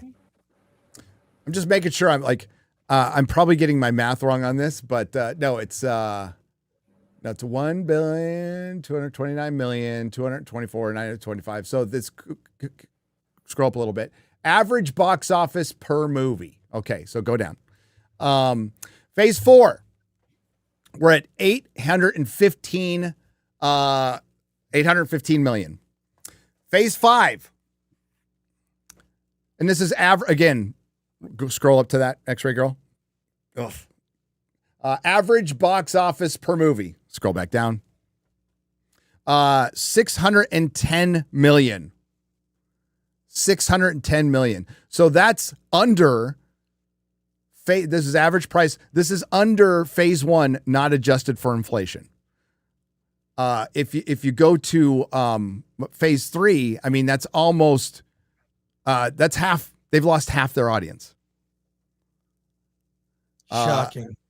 Utterly shocking, right? So, and that average now, phase 6, they're basing it on one movie, is 507. I don't think you can really do that. But phase 5, of course, was Ant-Man, Commie-Mania, Guardians of the Galaxy Volume 3, which was the probably the best of the lot. The Marvels, which flopped, Deadpool and Wolverine, which was a massive hit. Captain America, Captain African American, and the Thunderbolts. So they've lost half their audience too, which is not shocking at all. And yeah, you're right, Chris. We could talk about Doomsday, well, for a year. And what's going to happen, Chris, is a bunch of people are going to make up stupid fucking rumors for the next year. The first official shot we saw was a blurry shot of some text that looked like Arabic. I like what Nerd Cookies said. It was the script. It was the script. But you could take that down, X-Ray Girl. But yeah, we could talk about Doomsday all day long, but there's no setup for it. I don't think there's any real. Are you sensing any real excitement for Doomsday, Chris Gore? There's no buildup. I mean, is there excitement? We've seen nothing. I've heard from sources about Downey's really putting his all into it. Like I really think Doomsday is going to be an origin story, and in the way that Infinity War was a Thanos film, this will be Doom's film. It'll be heroes teaming up against obviously Doom, and they'll probably fail. Yeah. And Secret Wars, another prediction, will be a ton of villains from the past. We'll see Galactus, maybe Kang, Doom, among others. We'll see kind of the opposite. Like villains team up against heroes. I'm speculating. I have no knowledge of that, of Secret Wars at all. What I was told, they didn't write a script. So what I was told, the bullet points of the movie are that it centers around Doom, and it's essentially the different universes, the X-Men, the 9999999. I refuse to call it the 616, and Fantastic Four are going to try to team up, and then eventually they fight each other. They eventually fight each other. And it's all Doom's plan, but that could have completely changed by now. I have no idea. And I don't think they do either. You saw Alan Cumming, they showed, like, it was just him standing around a bunch of motion capture lights. Yeah. Motion capture lights. And he's like, I didn't even know who I acted against half the time. And a bunch of people were talking about it on Twitter. They were saying absolute cinema. So I have no idea. I do agree with Az that I think Brand New Day could make more money than Doomsday. Doomsday will still be a hit. It'll still do massive numbers on its first weekend. But but they're expecting Endgame stuff, and there's no lead up to it, like you brought up. It's just, you're coming in cold on this one, and it's going to be filled with Simu Liu and Pedro Pascal. So it's great to see Hemsworth back. Chris Evans will probably come back as Nazi Cap, as Hydra Cap. I don't think that's beyond the realm of possibility. And in Secret Wars, we're going to get Robert Downey Jr. as Iron Man and Chris Evans as Captain America. And Kevin Feige said that then they're kind of doing a soft reboot after that, which they have to do because you have to recast all these characters. And I'm glad they finally mentioned that. Kevin Feige finally mentioned that. I think it was like a month ago, where it's like, yeah, you have to recast these characters. Treat them like James Bond. Yes.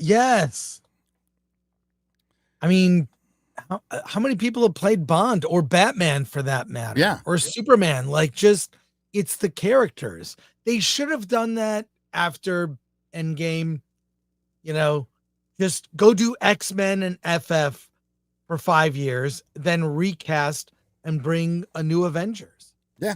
It could have been so easy. They really didn't need to do these C-level characters that don't have legacy or fans at all. They made it so hard for themselves. What was that blinking, X-Ray Girl? What? Something blinked. Oh, I was getting back on your computer. Okay. You kicked me out. Sorry. Jeez. Okay. That distracted me. Sorry. Where was I? Oh yeah, all they have to do is recast, and they made it so fucking hard for themselves. And again, we're talking about, like, what are you gonna salvage out of this? And it sucks. I wanted all this shit to last forever. It would have been great. It would have been great to have some good movies, but I don't know about Doomsday. Spider-Man Brand New Day could be good. They didn't take my suggestion of just doing a CG Hulk, and you didn't need to bring Mark. You could have saved a bunch of money. And not brought back Mark Ruffalo and just had Savage Hulk, just have some stuntman play him. I'd have been fine with that. I think everybody would have been fine with that. Yeah. But it'd be cool to see him with the Punisher. It would. It would. Duke Devil for $25 says, Chris may be premature with his Star Trek funeral. Apparently, in the Strange New Worlds finale, Carol Kane's ridiculous character says that she spent time with the time-traveling doctor she once knew. The crossover we all wanted. Star Trek is saved. Pull up the Red Letter Media tweet. with Jeopardy, the Star Trek Jeopardy. Have you seen that, Chris? Yeah, I've seen when they play game shows with Star Trek. It's dumb, but I watch. Yes. What do we got? By the way, did you see my latest post on I'm kidding. Wow. Let's do streaming TV for 1600. After 3 episodes on Star Trek Discovery, Rebecca Romaine brought First Officer Una Chin Riley to this prequel series. She's number 1 on Strange New Worlds.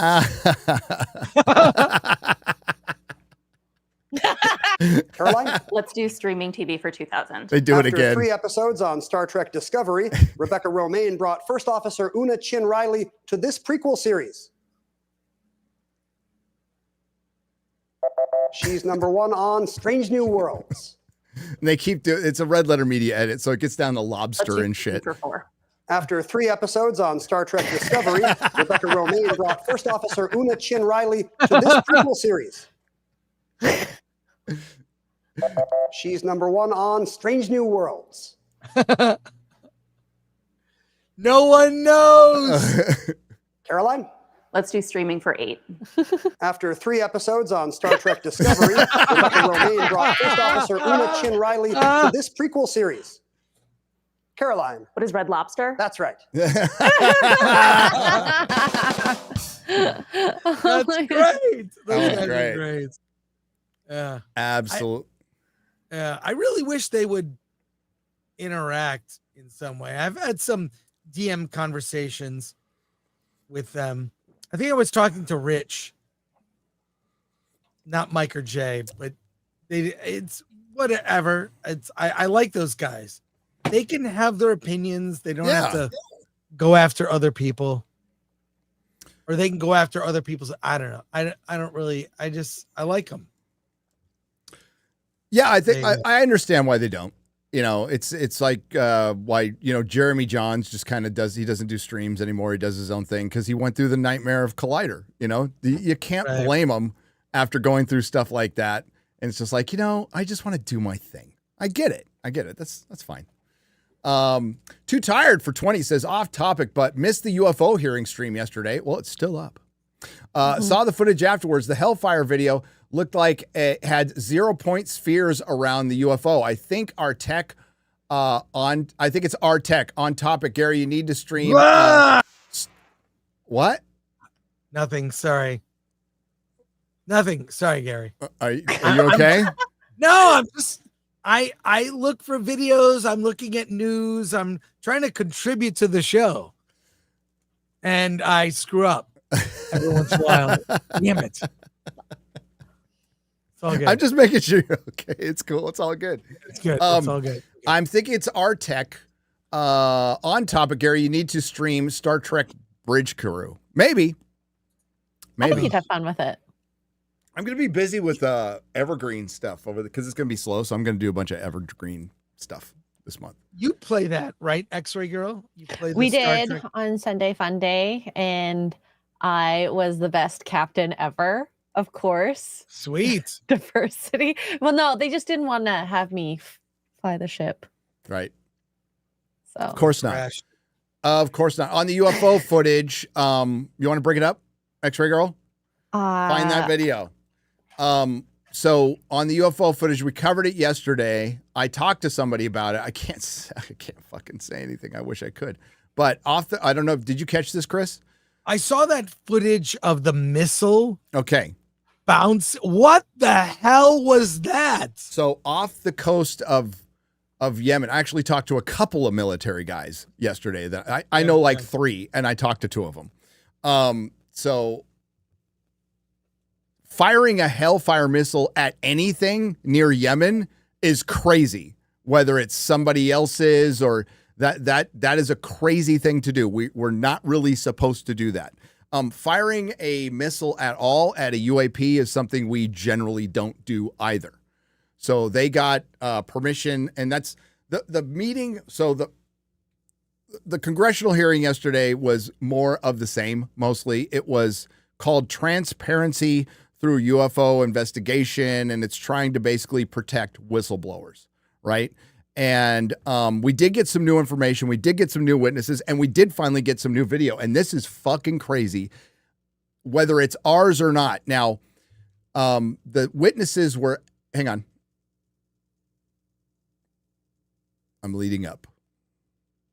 Okay, so the witnesses were asked about this specifically, and they were asked by Anna Paulina Luna, whether they had this is our tech. Have you seen something like this before, and does it scare you? And they said, yeah, this is really concerning. One guy answered, I have an answer, but I want to talk about it in a skiff. So if you don't know what the skiff is, it's a private, it's a classified meeting where you just, and we hear this all the fucking time. It's practically a drinking game when we're covering UFO topics. So we don't get to hear it. All this whole thing is about transparency, but we don't get to hear it. And it's understandable because those guys they're already in a lot of trouble and they can get more trouble.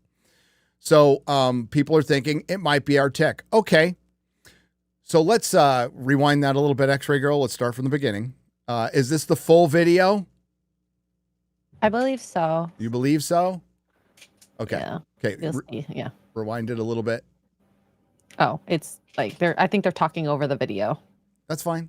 So. All right. Okay. So that's the UFO. And you're going to see a missile come into the side. It's the Hellfire missile that has a direct hit on it. They're locked in on it right now. What is that? So, okay, pause. Now go back a little bit. Show the impact again.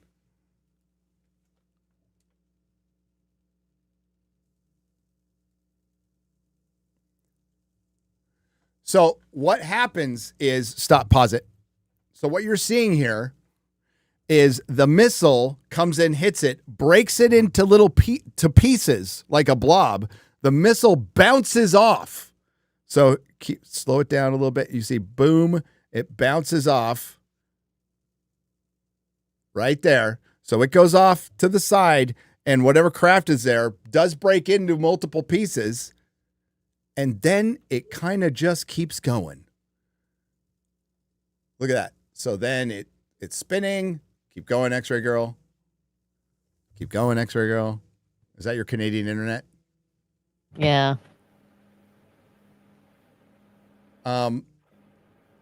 Crazy. That is wild. Wait.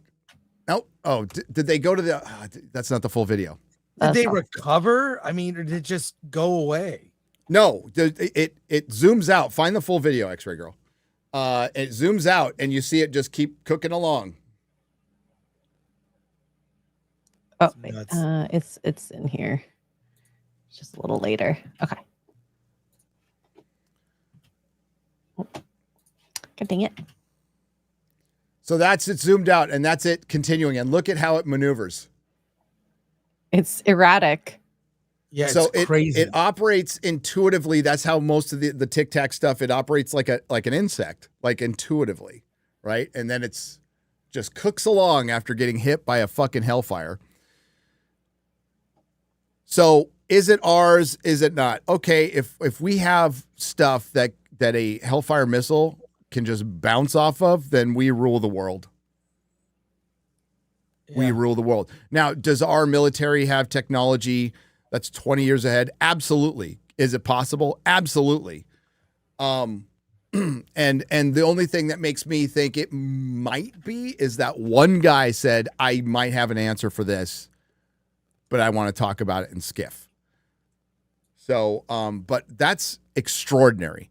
If it's one of our enemies, it's actually least disturbing if it's aliens. That's the least disturbing scenario. If it's us from the future or aliens, the most disturbing scenario is that it is one of our adversaries. Now, I doubt that. As much as our government and our CIA and our legacy media apparatus behind the war machine want to build up our enemies as this big bad thing.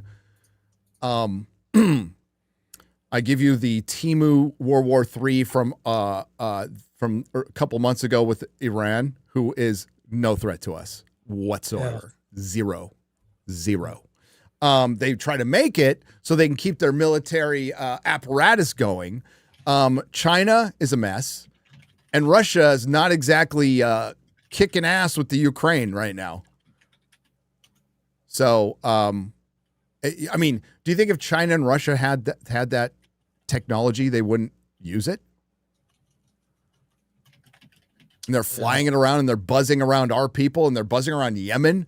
None of it makes sense, by the way. And this happened last year, late last year.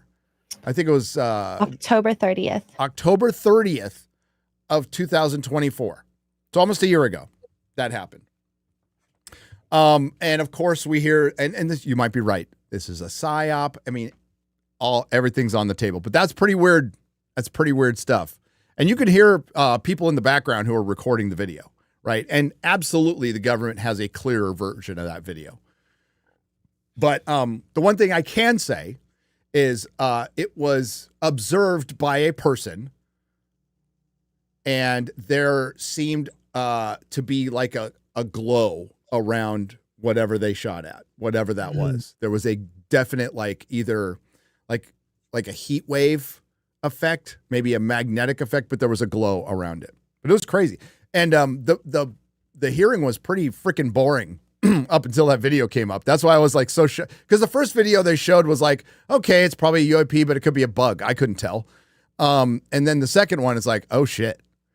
Because the way you see it move, that's how the Tic Tac moved in the other videos. And to say it's our tech, well, remember the original Tic Tac video is from 20 years ago. It's from 20 years ago. So I don't know. And humans could not, I mean, drones, sure, but a human couldn't be in that thing. They'd be jelly. Because they were going from the atmosphere to the sea level in what was it? 3/4 of a second? Half a second?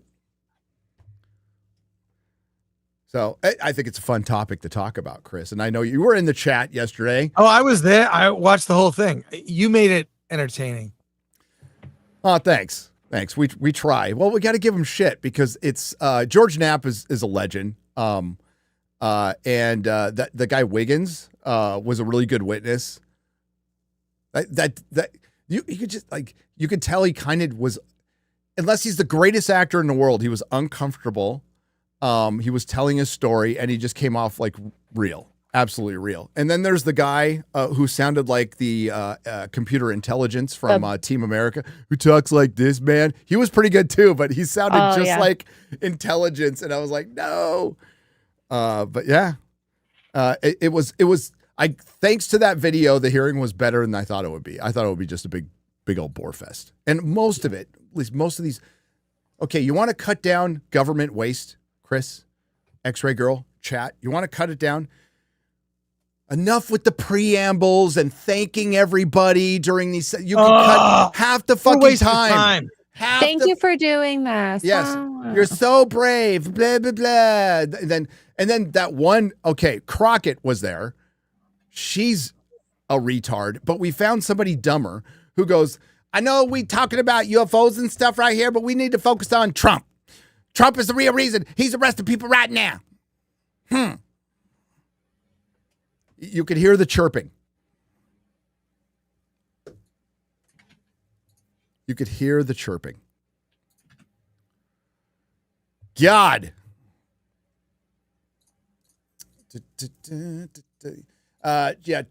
Chief Wiggums.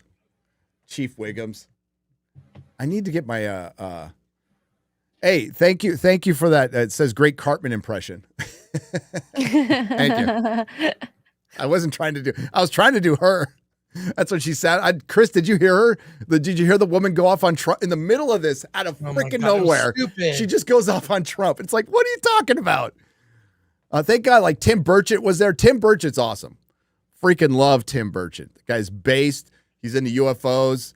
If he runs for president, he's got my vote. He skates, and he doesn't look like a skater at all. He looks like a senator.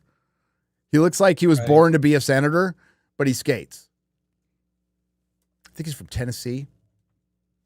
Clank Clank, I'm the Tank for $20 says a Hellfire doesn't have a prox fuse. It's contact.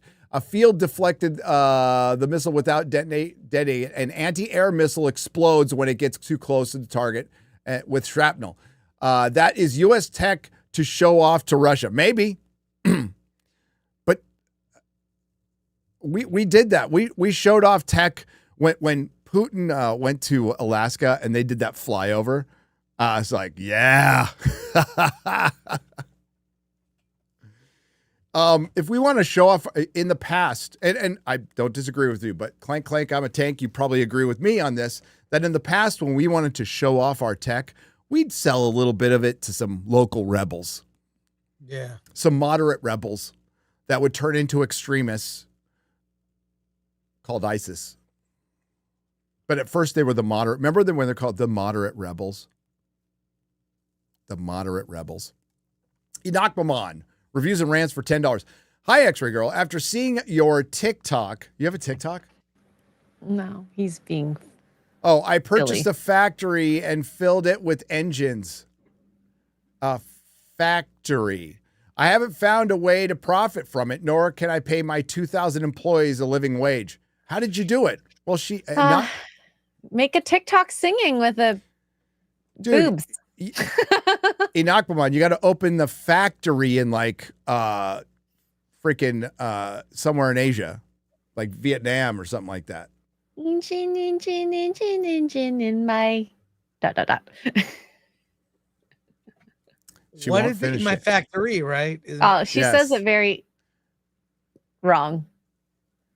Have you seen that video, Chris? Yeah. Wait, Okay. let's see it again. Let's Let's see if I can find it. Yeah, I love that video. Who you block, Chris? Who you blocking now? I'm not blocking anybody. He's blocking Jeremy. It's blocking Jeremy. I hate social media. Oh. I use it reluctantly. Yeah, is there going to be a time? You know what? Okay. I think you should take a social media vacation. I did it once involuntarily, and it was back in 2013 when I went to rehab and they took my phone away from me. No social media for a month. It was fucking awesome. It was awesome. I love when I go hiking and no phones. Yeah. Okay, here we go. Well, especially like. Sorry. Go on. You look great. Thank you. In my factory, many engine in my factory. If you need many engine, you can tell me. I want to take a lot of engine. It's a very long song, but you guys get the point. It's mesmerizing. Has she had work done? No, that is 100% natural. Maybe in her factory. That is 100% natural, Chris. What are you talking about? No, it's been a horror show on Twitter because of that poor Ukrainian woman. What's her name again? Irina. Irina. I want to like say her name. It's unlike I'm not trying to say her name. Who was horribly murdered because she was white. And we need to say that, and that shouldn't be a problem at all. Oh fuck. Find my. Have you seen my post, Chris? About the article. The fuck yourself in every hole one. Not you, X-Ray Girl. The New York Times. I hope not. Or Chris, or you in the chat. Yeah, I'll bring it up. Yeah. This is why. The narrative is horrendous. Well, on this. the writers of the narrative are losing, and because they're losing, they're like a cornered animal, and they're just going to double and triple down. It was very light with Graham Linehan with his arrest, and they go, well, he said he had health problems, and they weren't pointing the guns at him. These are the kind of fucking scum buckets we're talking about. This is lowest of the low. This is lowest of the low. A gruesome murder in North Carolina ignites a firestorm on the right. And the rest of the article is much worse. So the left isn't upset about this because the white woman deserved to die, even though she's Ukrainian, and the left were fucking insane for the Ukraine a couple of years ago, but now they're not.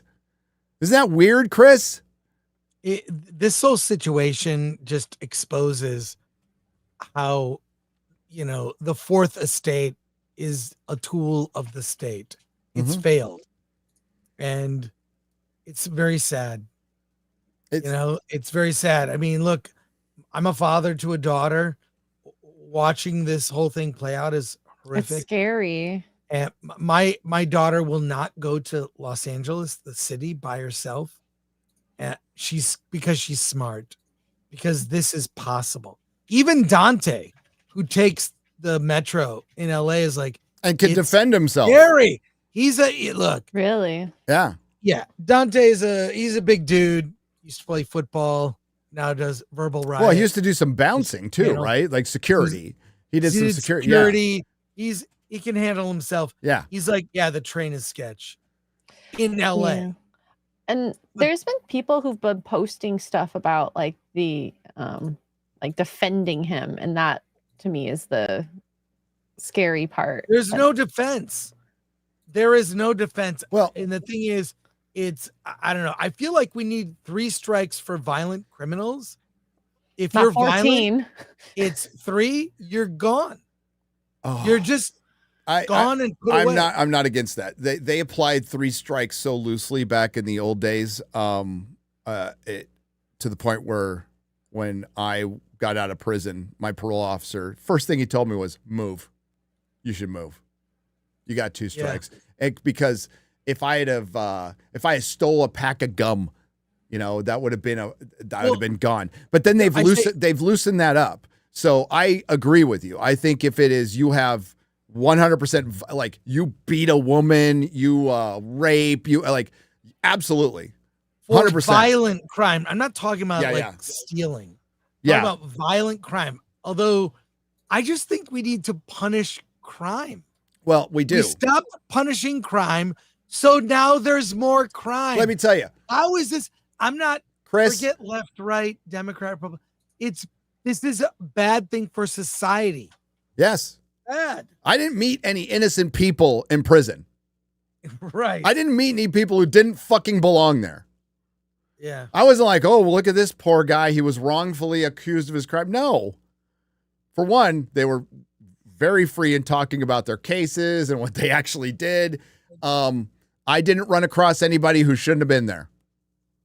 Yeah. Including yours truly. I should have been in there. Absolutely should have been in there for what I did. And, I mean, we could talk about revolving doors and how much rehabilitation fucking worked for me. One trip to prison was enough for me. I'm like, I don't want to do that. That was really crappy. And then you think about it, especially when you're in your 20s, you're like, I just lost in total, I lost 3 years of my life behind bars. And when you're like 23, that's a pretty big percentage of your entire life.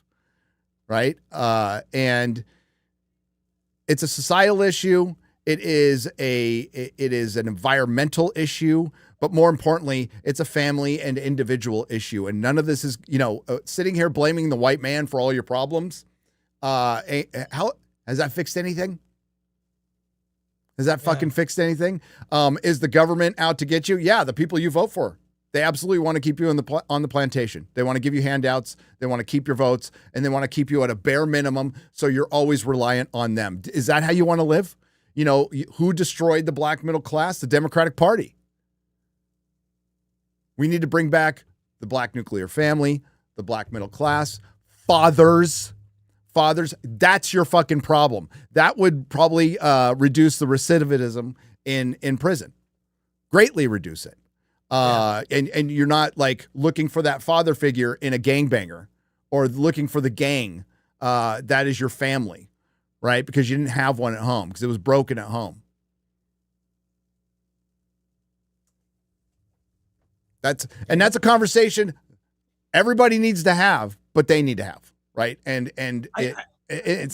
when do we get to the point where we start having real conversations to fix this?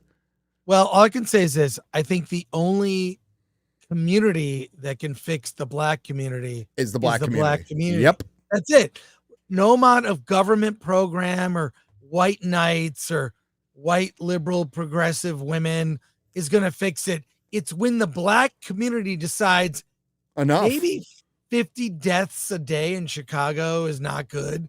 Maybe we should stop blaming others for our own failings. Maybe we can, only you can change yourself. You ever look, I went through fucked up stages in my life. And whenever I looked inward, like, what am I doing to contribute to why things are going wrong?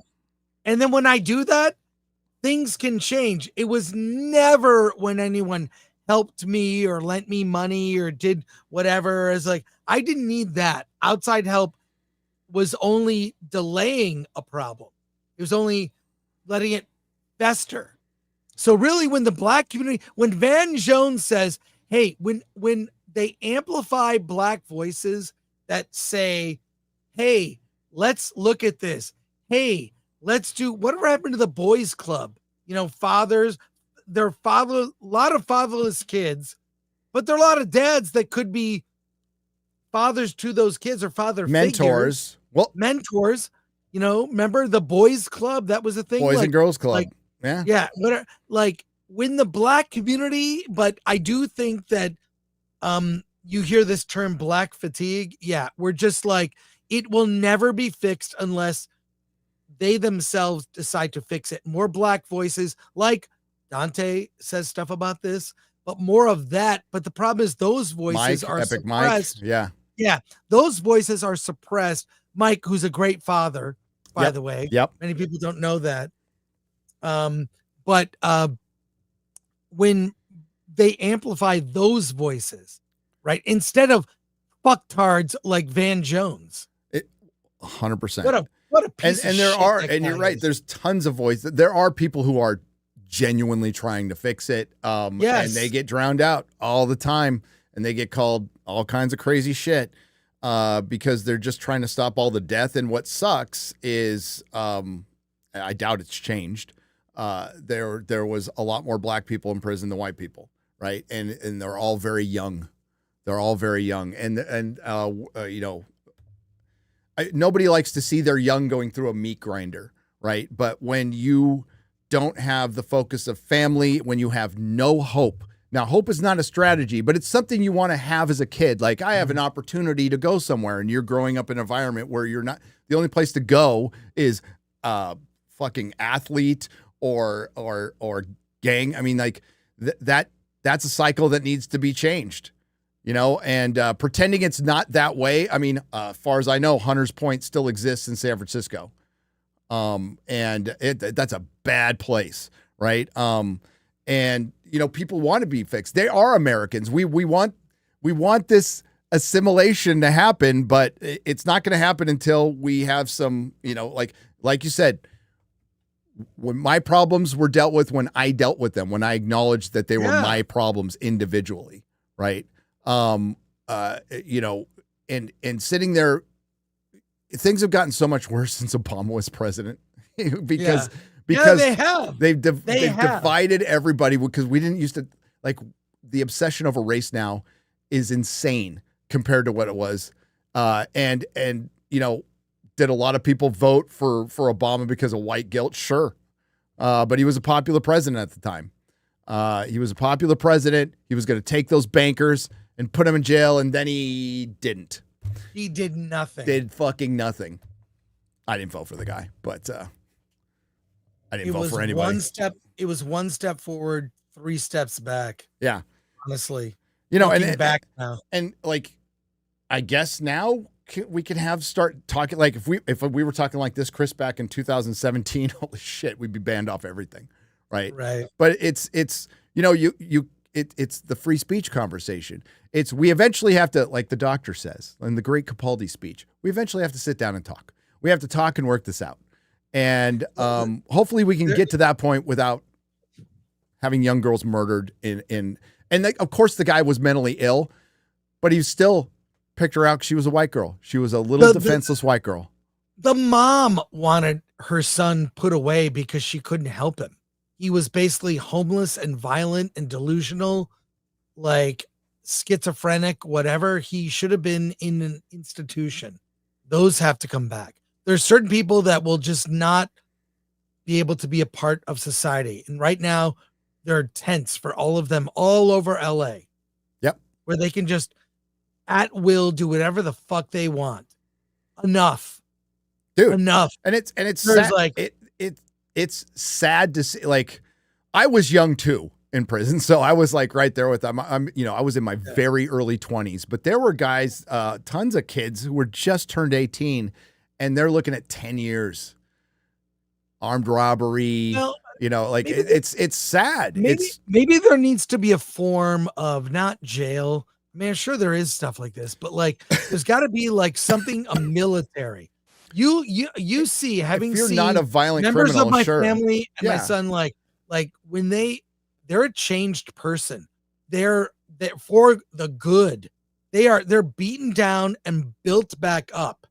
It's the military is like the fathering that maybe is missing, and maybe a form of that needs to be used. Yeah, Not just for non-violent offenders, for like just possession and stuff like that. Absolutely, that'd be like a boot camp situation.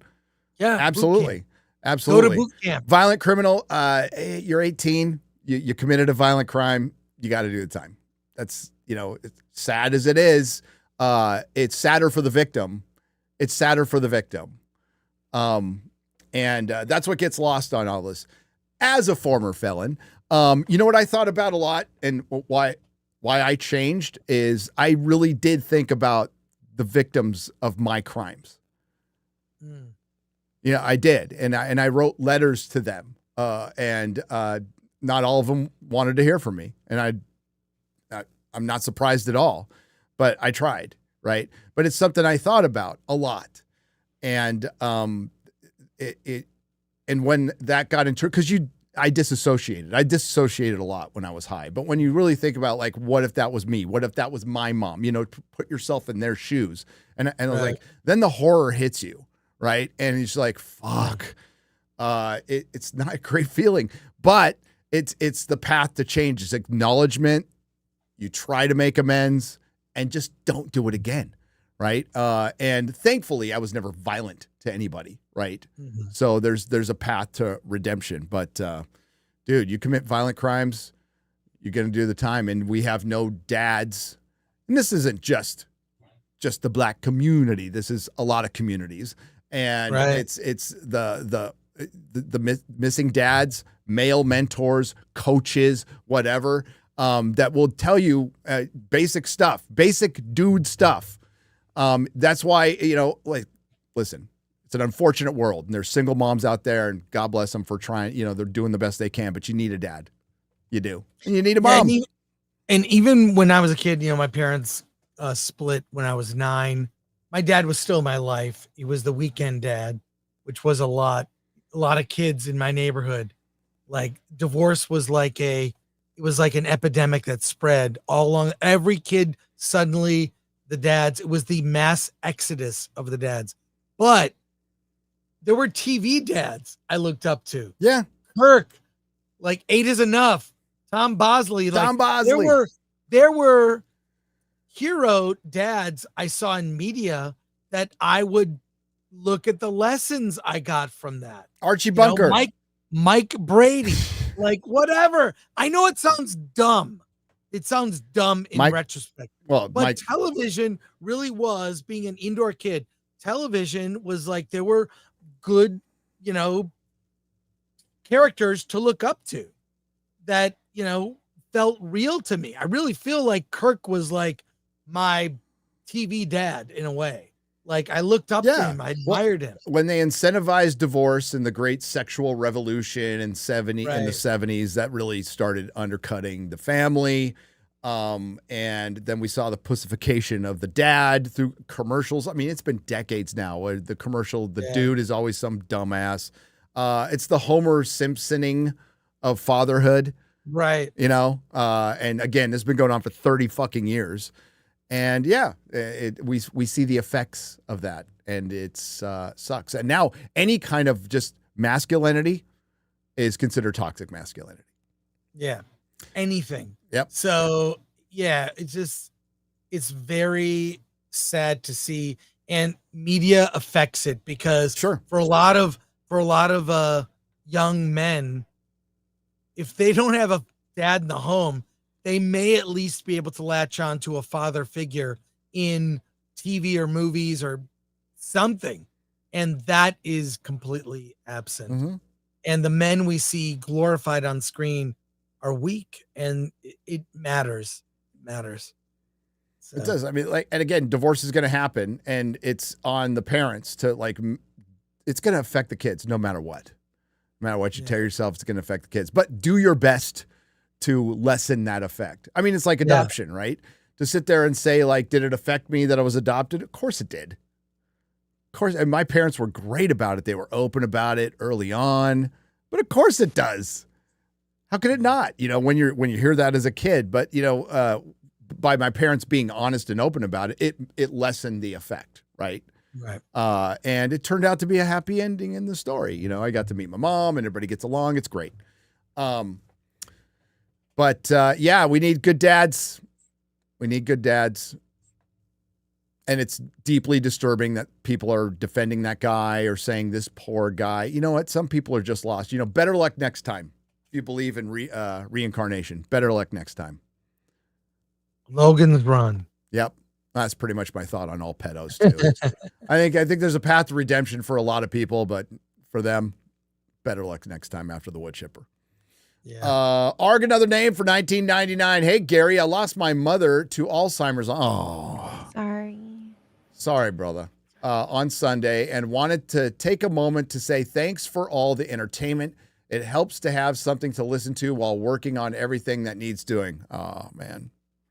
Sorry, I'm going to brother. get coffee. I'll be right back. Coffee. And, sorry, brother. Sorry, brother. Okay. I'll be right back. Sorry, brother.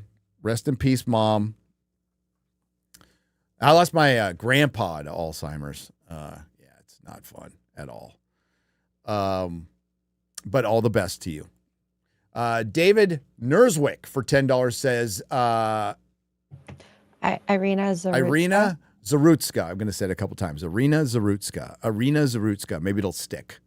23 years old, died confused, scared, and alone. Her last minute on earth was in horror. Not one person tried to help her or comfort her as she died. It's sickening. Utterly sickening. Mm-hmm. Get off your ass and fucking help somebody.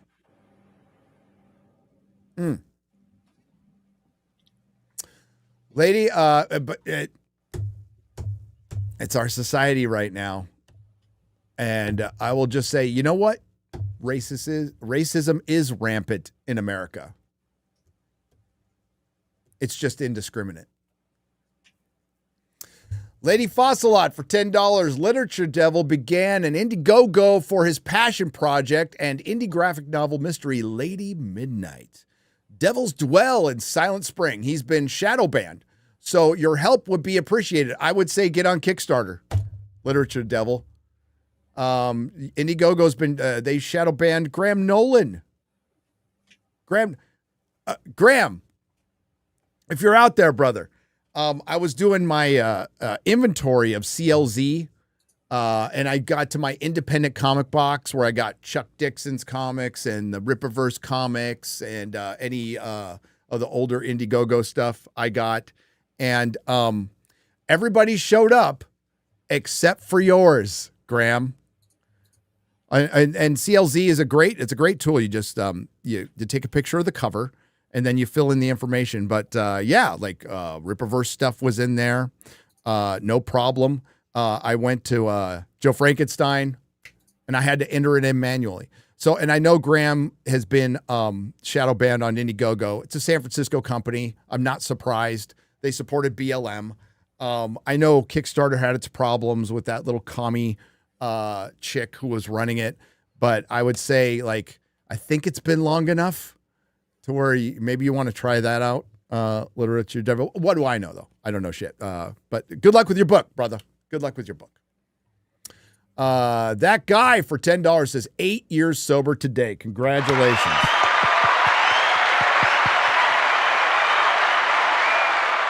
Congratulations. Hail being clear-minded and productive member of society. Yes. Now we need a 12-step program for Hollywood. And they could learn something about developing cultural accountability. That guy well said. I in jest, I think there should be 12, and there's Al-Anon. You don't need to be, Al-Anon is for people who aren't necessarily alcoholics or addicts, but have them in their life. And I'm pretty sure you all have some in your life, but there should be a 12-step program for everybody. It's very helpful if you want to, it's not a cure-all at all. It's a roadmap to life school. That's what my sponsor called it back in the early days. It's life school. It's continuing to learn how to live as an adult, as a somewhat happy adult, and it really helped me. I'm retarded. But congratulations, 8 years sober is fucking great. Gary, a big supporter of RIPA. Yep. I bought your book. Thank you. On there. I just got a notification. My address should be updated to get Saints and Sinners, and there's this illustration. Is Jay black? Yeah. Wait, what? Look at this. I'm sharing. Yeah, he's tan. I mean, he's an honorary black guy. He used to be on the Dark Council, so I think. What? That's true. Is that Jay? I mean, everyone looks like everyone except. Well, okay. Wait. Okay, the drinker is Scottish, so he's got jaundice. So that's why he's dark, because he's dying of alcoholism. The Soska sisters live in Canada, so they're going to be pasty white. They're pretty pale. Yeah. Az never goes outside, so he's going to be British. pasty white. Jay is a Florida guy. He likes pirates. He's sailing the Caribbean. Gary, black.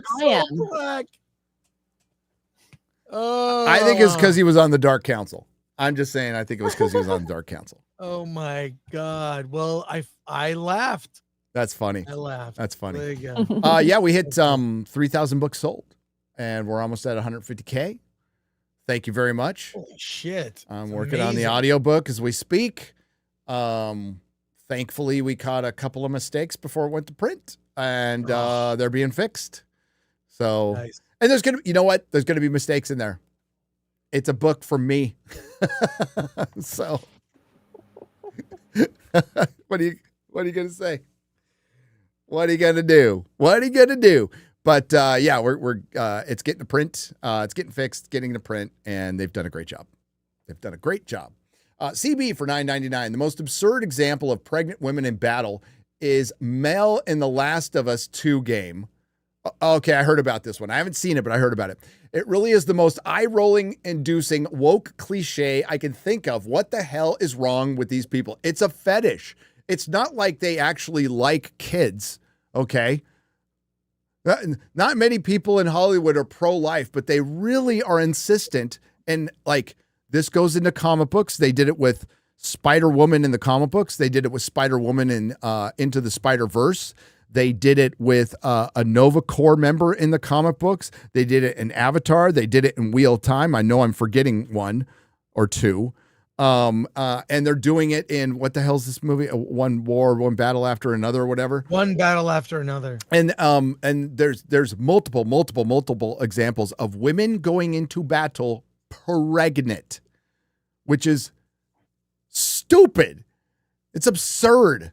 It's absurd. And they're trying to send this female empowerment message. As a matter of fact, James Cameron specifically said that in Avatar. You want to know why he said that, Chris? Because Avatar's woke as fuck. It is a woke, the first one and second one, woke movies. Woke, intersectional, somewhat Marxist movies. Thumbs up 1981 for $4.99. Hey, Chris, did RMB take your offer for the Trek Q&A from Monday? Did he get Christopher Meyer Gornet? No, we did an episode of Versus on Monday, and we talked about Star Trek Day for like a good chunk of the show. And I said, Rob, you got to do so he did like a almost 3-hour live stream that night. I saw part of that. Okay, that's what he was talking about. All right. Yeah. And I was like, no, I don't need to be on. Like, Rob is absolutely at his best when he's on Versus and doing his solo live streams. Right. I feel like he's Rob Unchained on Versus. He's just like, I throw him the topic and, it's great. He's a pro. He's a pro. Fun. He's a really good streamer. John Gets Gaming for $10. Went to Phoenix Fan Expo and had to kill some time. Made it 5 minutes through the woman author panel before I left. Self-loathing and encouraging every idiotic modern trope you could think of. Yeah, publishing is kind of fucking dead. Yeah. I mean, when it's leaning into fan fiction and listen, all this stuff could exist. All this stuff can exist. The problem is it's supposed to exist as a subgenre. Let's put it that way. We'll see it as a subgenre. Fanfic, I wouldn't even call it a subgenre, but that porno fetish vampire novels and stuff, chicks like it. And these are probably the same women who complain about men watching porn when they're just reading porn and flicking their bean to this stuff, which can exist. But the main thing has to be good. So you can have, for example, Chris, a Peacemaker. Peacemaker can totally exist if we have a fully functional DCU out there that's already set the foundation. You got Batman, you got Superman and everything. And you've already taken all care of all that. Then you can have a Peacemaker. Totally makes sense. When did Vertigo come along? Decades and decades into DC Comics. Yeah. Right? So this stuff can exist. It's fine. But the problem is your foundational stuff has turned into the fanfic. Yeah. And that's a doom cycle. Chris Gary, have you watched From? It isn't bad. I've heard about it. I haven't seen it. Mr. Brain Freeze. Have you seen From? I have not seen From. I have not. D's Weebos for $1.99. Chris, why did you deport Steph from Film Threat? Well, I didn't. It was either him or Ice. Okay, so it was a mistake that I had nothing to do with. The Film Threat account is run by 3-4 people. I have access to it, but I don't run it. Had to be a mistake. Yep. It was Ice. Slack Attack for $5. Gary, have you delved into Warhammer 40K lore? You don't need to be a tabletop gamer to enjoy it, and it's full of unapologetic testosterone. I will there's a lot. Thousands and thousands of years of lore.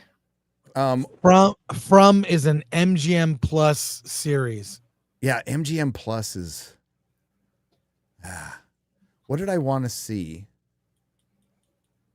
Oh, we wanted to see Stargate, the movie. And it was only on MGM Plus. I'm like, I'll just buy it. I'll just buy it and watch it on physical. That's what I do. I just buy stuff when it's on sale. Because we're going to start our Stargate watch, and they're like, we got to watch the movie. Timu Outlaw on the Run, John Pimpia for $2.79 says, hey, Chris.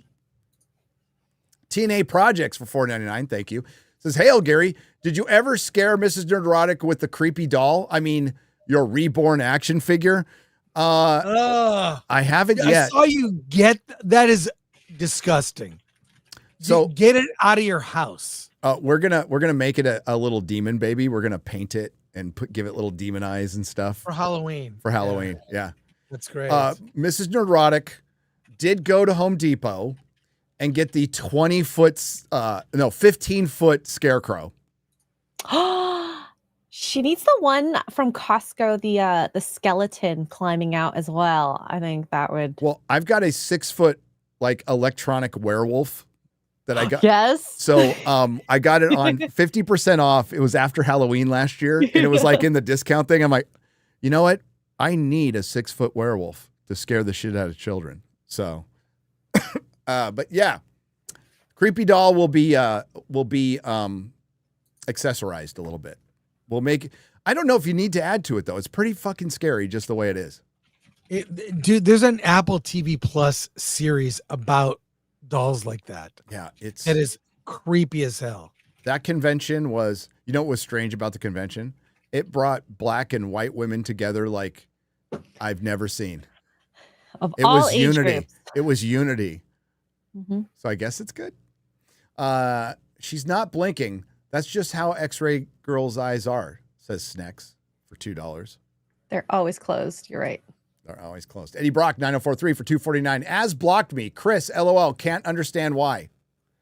I don't understand why. I don't understand. You're not blocked here, Eddie Brock. Andy R for $1.99. Is Gary's book available on Kindle? It will be at one point, yes.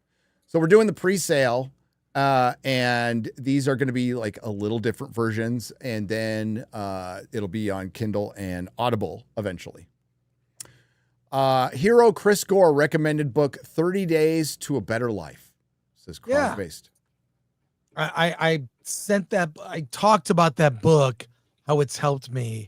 I have a copy as a PDF, and I'll send it to anybody who asks.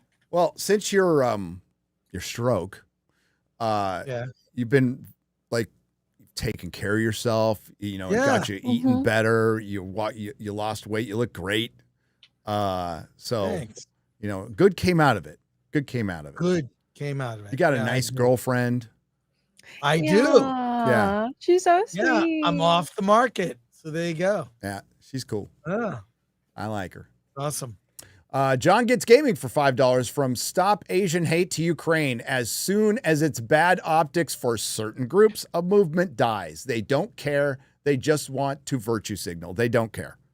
They don't care. And the media is the fucking worst. The media is Satan. The media, you cannot hate them enough.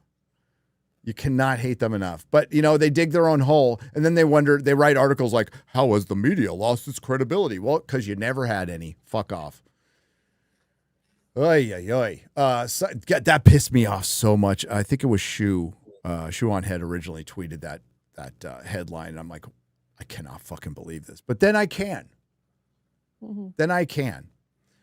Sunny Hard R for $1.99. What films should we watch this month?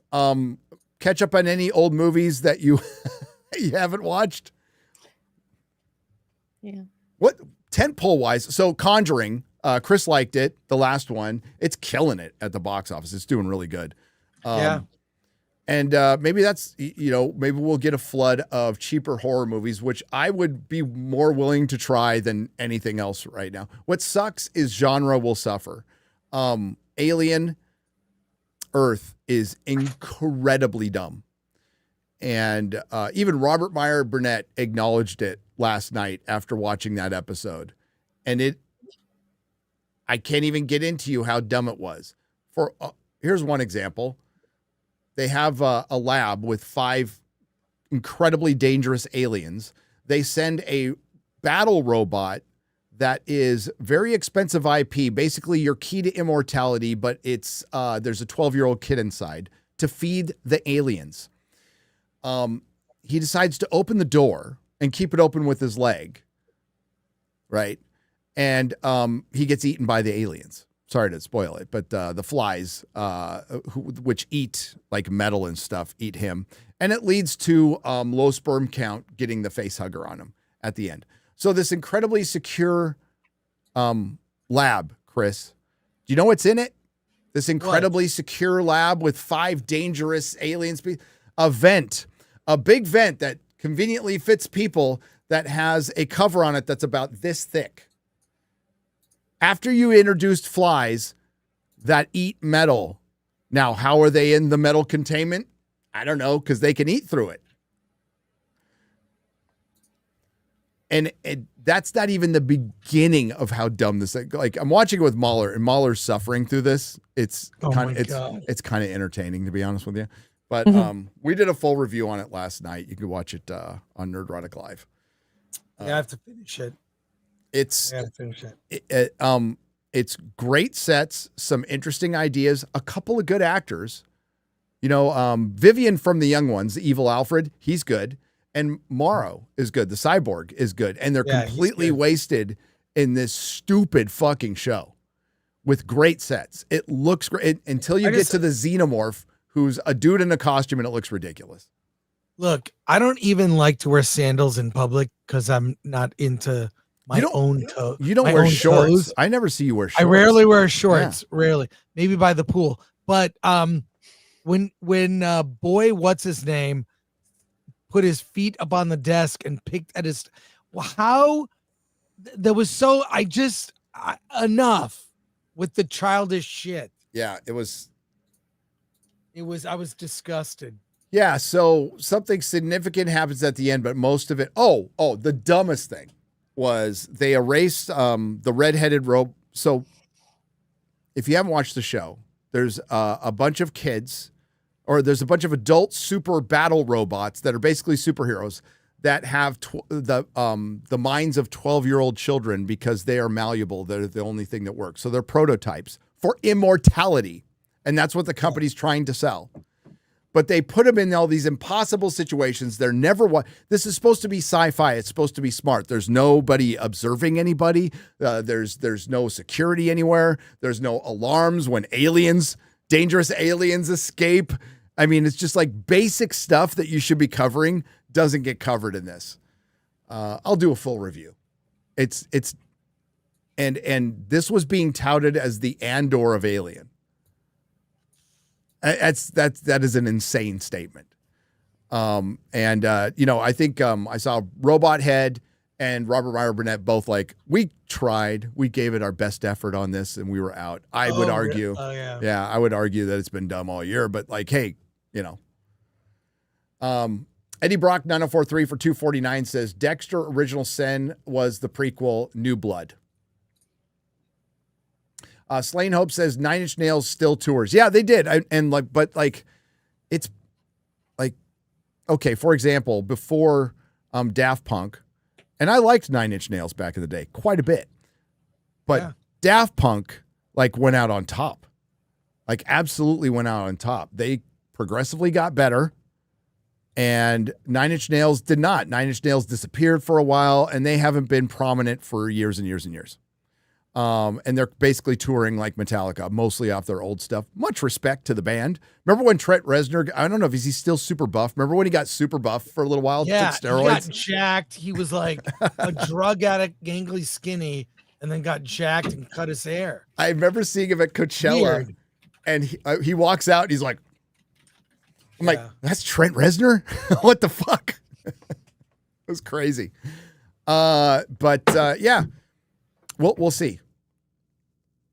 Larry Escher for $5. Dan Vask really missed the boat by not making a heavy metal version of the K-pop Demon Hunter song. Does he hate money? I think that window is still open, Dan.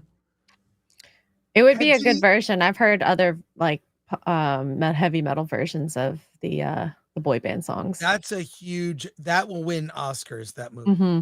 I mean, Drinker watched it and liked it. Yeah, did you see Drinker's review? I know you watch all his reviews. Yes, Gary. I did. That's the most I'll ever watch of that movie. is supporting my friend Drinker. I watch all his videos. I put a little like on there too. I do that with everybody. I do that with everybody. Mrs. Nerdrotic should watch it. She will. Without she me. will. I am not watching it. Like it. I tried to watch it, Chris. I tried. Yeah. Chris, you need to get out of here? Yeah, I kind of do. Okay. I got to watch Alien Earth and eat and do a bunch of shit. But yeah, tell Mrs. Nerdrotic, have her do a guest review on your channel. Okay. In your style. She can that would watch be it. hilarious. First of all, that will be 1 million views. No, it won't. That review. Okay, 800,000. Be 3 million. Okay. Talk about how you hate it. Then this other voice comes in and does the review, and she'll probably like it. That would be fun. That would be funny. That's a kind of a good idea. I like it. Do it. I like it. I mean, she does a lot for the channel, runs the merch, and she does media. everything. She manages the money. She manages the merch. She does Instagram. She's helping prepare communications. She does communications. She helped facilitate the book.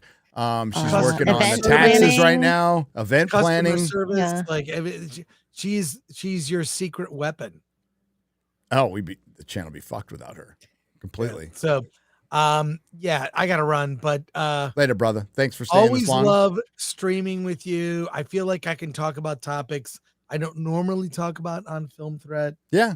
So, Well, and, especially appreciate you. we're free to talk about whatever on the Nooner. Yeah, it's open, but yeah. So, but thank you so much. Love hanging out. Hollywood on the Rocks in an hour, by 1 p.m. Pacific, hour and a half from now. Join Alan and I, and I'll talk to you later. Later, brother. You guys, Bye. Go Take watch care. him. Later. Go watch him later. Hollywood on the Rocks. Those Steph, my nerdy home blocking Film Threat guys. I'd have kept her blocked. Oh my god! Is it because of the Edward doll? It's because of the fucking Edward doll. I should have blocked her ass back then. Oh, we can't react to Twilight. No, you'll get hit.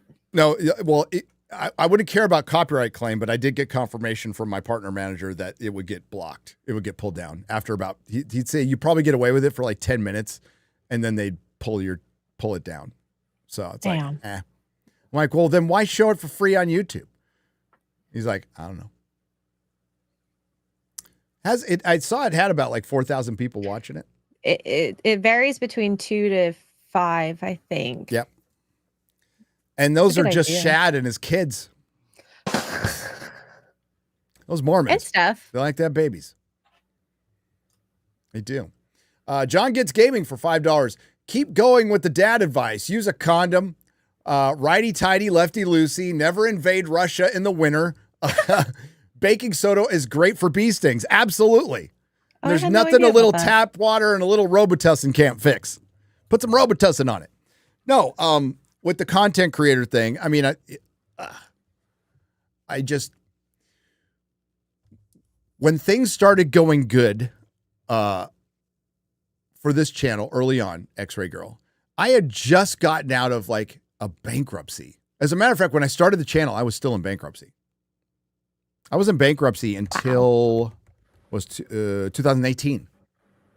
My credit score was shit. I couldn't get a credit card if I wanted to. But you know what was great? It got me used to not having a credit card. And we have one for the business now that we pay off, that we use as little as possible, that we pay off every month. We carry no debt. My car is paid off. We invested wisely after decades of work to have a house in San Francisco. We sold it and we were able to buy our house outright. So we put ourselves in a position to where to minimize that debt. It was had a lot to do with a lot of hard work and falling down and getting back up again. And it's possible. Anybody can do it. It sucks because it isn't fair out there and the housing market is fucking insane. I'm not going to say it isn't. It's hard to buy. But it was hard to buy when I was young too. Mm-hmm. It was. And what wasn't available when I was young was the gig economy, was the side hustle economy, which is very available now, to the point where I know people who are doing well, who Uber and sell stuff on Etsy, and they've got like 3 or 4 things going on and they're paying the mortgage, not rent, mortgage. Right. Yeah. But basically what I did was what Melissa and I did, and this was after she lost her. Melissa used to make a lot more money than I did, like a lot. I was a parts guy and a comic shop owners don't make a lot of money. This might be breaking news. There's a couple of years where I didn't make any, technically. So, I mean, the taxes were good that year, but I didn't make any money. But once that was gone, we had to we're like, well, shit, we're old. So we need to do something. And we did. And we put ourselves in a position to where, if everything fell apart, that we could easily pay the bills with a part-time job. Right. And that was thanks to her hard work and my hard work. And then YouTube came along, and that was it's like winning a lottery that you have to work your ass off for. And being grateful about just understanding that it's gravy. Like, this is amazing. This is an amazing job. It's tons of fun. I don't ever want to stop, and I won't. And I was doing it for no money for a long time and having a great time. Great time. So I would just say, keep that in mind. There's peaks and valleys at YouTube all the time. So I guess the key is to think about the cover of The Hitchhiker's Guide to the Galaxy. Don't panic. Don't panic. That'd be my best advice. Also, righty-tighty, lefty-loosey, for sure. Oh, and the best advice I could give to any content creator, not that I'm some guru. I'm not, okay? I'm not. I'm an idiot. But don't marry an OnlyFans model. Don't marry an OnlyFans model. Men, if you're out there, youngsters, don't marry an OnlyFans model. If you listen to me about anything, listen to that. Okay? Okay. Thank you, Gary. You too. Women too. Oh, yeah. No, I don't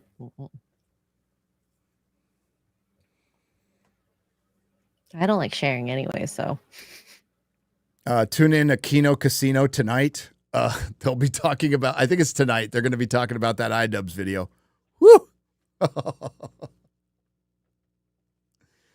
Oh, my. Where have all the edgelords gone? The Silver Bear for $4.99. DeCarlos Brown Jr., the stabber and murderer of the Ukraine trained woman, is staying at Atrium Medical Center in North Carolina. Do God's work, humans. #justice. I'm sure he's got plenty of security. There would have been a time if he was thrown in the general pop, he might have gotten taken care of in prison. I don't know what it's like there now. He might ride in as a hero to some people. Don't know. I don't know. I used to do some H&I work. Maybe I should get back into that. Hospitals and institutions, X-ray girl. So it's basically you go in and run meetings in hospitals and institutions and prisons. Okay. I think I should do that again. Been a while since I did some service. But yeah, it's been a while, so I don't know what it's like in there. God, I can't imagine prison where you can't smoke. Ooh. And when I was in prison, it was segregated. Like, they did not put white people with black people in a cell. They did not put Mexican people with black people in a cell. They didn't even put immigrants with Chicanos in a cell at the time. Matthew Hammond for $5. Continuing from my previous question, have movies been dead since early 2000s when TV replaced them and comic book movies propped up the studios? Which studio will be the first to stop making movies outside of acquiring some completed movies for distribution? That's a good question, because that day is coming, brother. I mean, they're making AI movies now. Yeah. There's a startup that's about to make AI podcasts that you can pay $1 for, and they're going to start doing AI podcasts. That's about the last thing in the world I'd want to listen to. But people keep making podcasts. I watch a ton of YouTube. A ton of YouTube. I watch Culture Casino in the morning. I watch Geeks and Gamers Daily. I'll watch Angry Badger. I watch Chris, of course. DA Derek Anderson. I watch him he's got a live stream late at night that I watch all the time. I watch everybody's streams. I watch Salty Nerd on Saturday morning. Watch Tuesday night's Main Event. Of course, I watch Open Bar, but I watch most everybody I subscribe to is still making live streams. I watch because it's entertaining. Because you guys are way more entertaining and informative than the corporate gobbledygook that we get. I also think it's good if you're a content creator to kind of be aware of your platform and what's going on and just be into it, generally into it. Rogue Disciple for $1.99. Your boy Zach is a hypocritical loser. I hope he works himself out. Going through something. Sean Roberts for $5. I share my recorded races for fun. I have no intention of making this a career. Though I am trying to make Team USA for the esports Olympics. There you go. That's fun. Damn, Fouts should have done cocaine. He might have won a Super Bowl. Christopher Peak, you're right. He should have won a Super Bowl. San Diego Chargers, unfortunately, will never win a Super Bowl. I don't know. Do you know who Charlie Kirk is? Yeah. He got shot. What? Yeah, at a speaking event in Utah. This is what the media has created. This is what the legacy media has created. I'm telling you, I'm not Tim Pool, obviously, because I'm older and I don't have as much money. And I don't say Civil War all the time. And quite frankly, he's curtailed the Civil War stuff. But we are getting to dangerous levels. So a video from Utah University where shots, did he get shot or shot at? He got shot. And I think I saw in another article, I don't know if this is real, but they said he got shot in the neck. Maybe. That's not good. Fired at Charlie Kirk event. This leftist violence must be stopped. And they're the ones who are violent. They were the ones who were executing somebody back in remember, like MAGA was getting executed in the previous, not this last election, but the previous one. Remember Colorado, dude got shot in the head. And it's a lot of it is these crazy white leftist Antifa fucktards. Let me know if you get more details. I will. Prayers to Charlie Kirk. Getting shot in the neck is not good. I hope he's okay. Fucking A. This is why we have security at our events. Not that I'm worried about much, but just so you know, every meetup, and Jeremy's talked about this before, every meetup, there's security. There's people packing. Every meetup. Because we have to. We've gotten, in the past, we've gotten threats before we try not to make a big issue of it because we don't want to incentivize people. But in the past, there have been called in threats at places that we've gone to. Threats to my kid's school. They found out where my kid's school was. I mean, like, it's crazy. And I just talk about movies and TV shows. Demon Slayer for 40 yen says, tell some steps to fix Rogue Gallery of I don't know what that is. It's WW, so I'm like, Wonder Woman, Superman? Wonder Woman and Superman? And Superman? I had to add some letters in there earlier. That would take an entire video, but steps.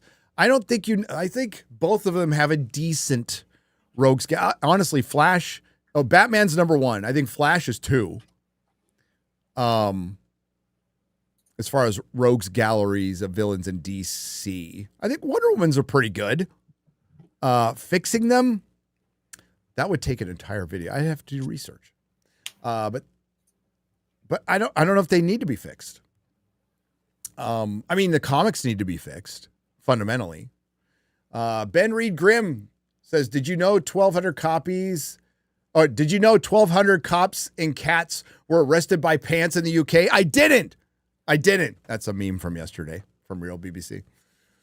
Hale, the Empire Strips Back has a residency in Vegas at the Rio. Whoa. It was a blast. Thanks for recommending the show. It's amazing.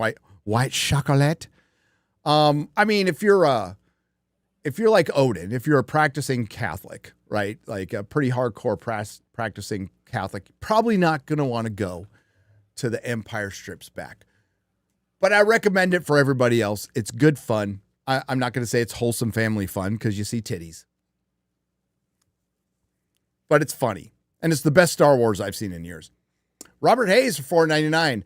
Hale, have you 3 ever seen European ripoff movies such as Robo-War, Predator ripoff, and Jaws 5, Cruel Jaws? I haven't seen those 2, but I've seen others. Have you seen the Russian Lord of the Rings? where Gollum looks like a cabbage. I mean, a lot of people have seen it. It's hilarious. It's better than Rings of Power. Commies made a better show than Amazon. John Gets Gaming for $5. Speaking of cons, come to Pittsburgh to the Steel City 3 times a year, or Phoenix Fan Expo, 4th biggest con in the nation, so I can finally meet you guys. I wouldn't mind going to Pittsburgh. But I go to Arizona a lot. The Fan Expos are doing well. I'd say right now, MegaCon. I think MegaCon's the biggest con in the country because San Diego is capped by the fire marshal. I think MegaCon that'll eventually happen. It happens to every con that gets too big. But right now, MegaCon is the biggest. MegaCon is kind of a more like a Fan Expo, which is a celebrity petting zoo. But I think it's better now. I think I had more fun at Mega. Like San Diego is fun, but it's because it's with the people I'm with. It's not necessarily being in the con. I took my kid and he was like, it was too much for him. And now, it was just the sensory thing was a little bit too much for him. And he grew up in those things. Yeah, San Diego's like lost its magic a long time ago. I would recommend going to MegaCon. There was an energy to MegaCon that was fun. J Rex has gifted 1 Nerdrotic membership for $5. Thank you. Eddie from Outer Space for €2 says, off topic. There's no off topic here, brother. I really don't get why 28 years is hated. A lot of people hate it because the trailer was so good and it was so not the trailer, like at all. I kind of liked it. But I don't necessarily think I like where it's going. It looks like we're going to have the Dong King running around and Nia DaCosta's directing. And yeah. But I kind of liked it because it was just weird. I kind of liked it. Silo full of Cool Ranch Doritos for $5. People made fun of the Buffalo Bills for not winning a Super Bowl, but Dan Fouts wished he got to go at least one. Yeah. Dan Fouts was a ground-breaking passer from a coach that changed offense forever in the NFL. Forever. And a lot of the offenses that you saw for decades were a spinoff of his offense. Which were, the true innovator was Sid Gilman.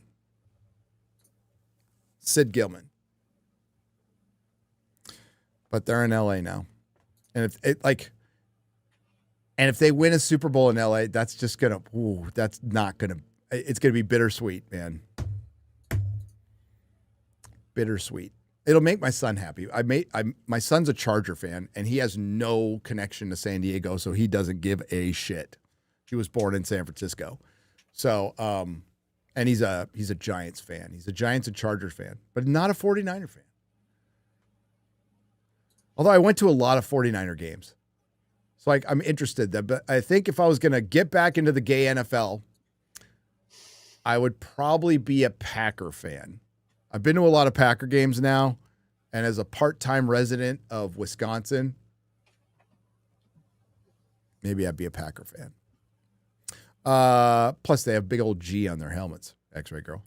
Pepsi Man for $5. Star Trek Continues was great. It was made by Vic Mignogna. It was great. You should have him on an episode. He got canceled for some bullshit. Oh, Pepsi Man, we talked about it. As a matter of fact, the only time I've ever really gotten a dirty look or multiple dirty looks at conventions is the Star Trek convention I went to in Vegas. The last one I went to was 2 or 3 years ago.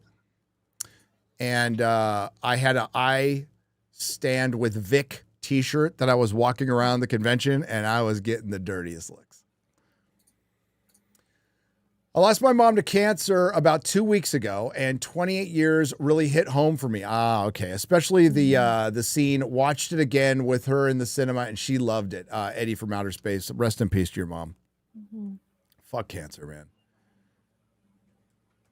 Yeah, that's the part. Like some people were questioning it. I'm like, no.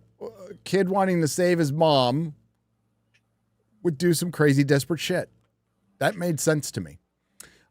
Just got a bargain today. The movie Don't Look Now with Donald Sutherland on 4K. And the 90s space... Oh, I thought you were going to say 1992 space movie. 90s Space Above and Beyond series for less than a UK fiver. That's a bargain. I have Above and Beyond. Somebody sent it to me. Nerd fandoms are very welcoming, but when they are too welcoming and disingenuous activists infiltrate. Correct. That's why some fandoms are starting to gatekeep now. Yes, the ones that are still around. Warhammer, hold the line. Inspector for $4.99. Did you hear that the voice of Beast Boy? Yes, Greg. Oh, I did hear this. Greg, is it Sipes or Kipes? My son told me this news because my son is a huge, not Teen Titans Go, but Teen Titans fan. Huge. My son's really into DC animation, like massively into it. You know, Logan. And he's the one who told me this news. Got fired by Warner Brothers on Valentine's Day for having Parkinson's disease. Are you surprised? Are you actually? I mean, that's Hollywood. But Warner Brothers basically got rid of Zack Snyder after his fucking daughter committed suicide. They're scum. They're fucking scum. They're scum. Associated with, not associated with Zack Snyder. The guy had to leave because his daughter committed suicide, and they're like, "Fuck this dude," and threw him under a bus.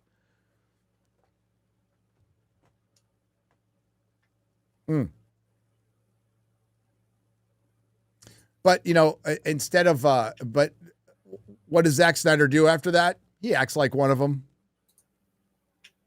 He just goes, that's part of the game.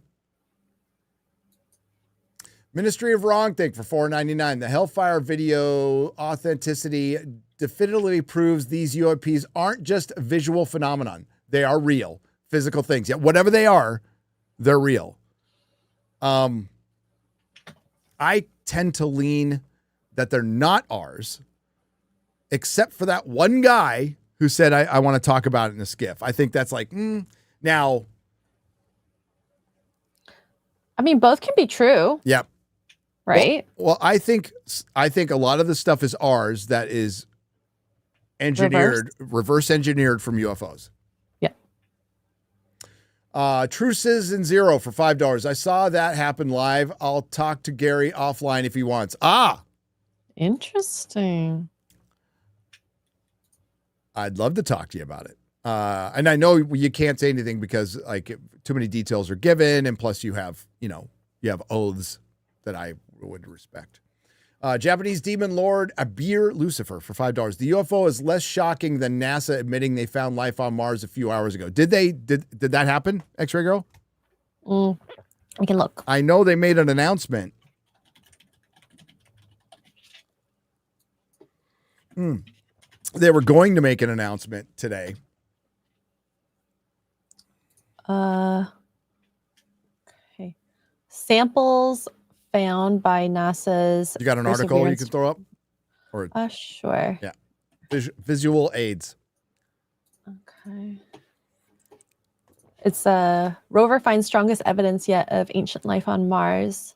Author urges caution, says further research needed. So I guess we found samples. We found samples of maybe something. Caution's going to be needed. So they made a big deal yesterday that they were going to announce something, and they're going, well, we think we found something. Fucking NASA. We could talk more about this.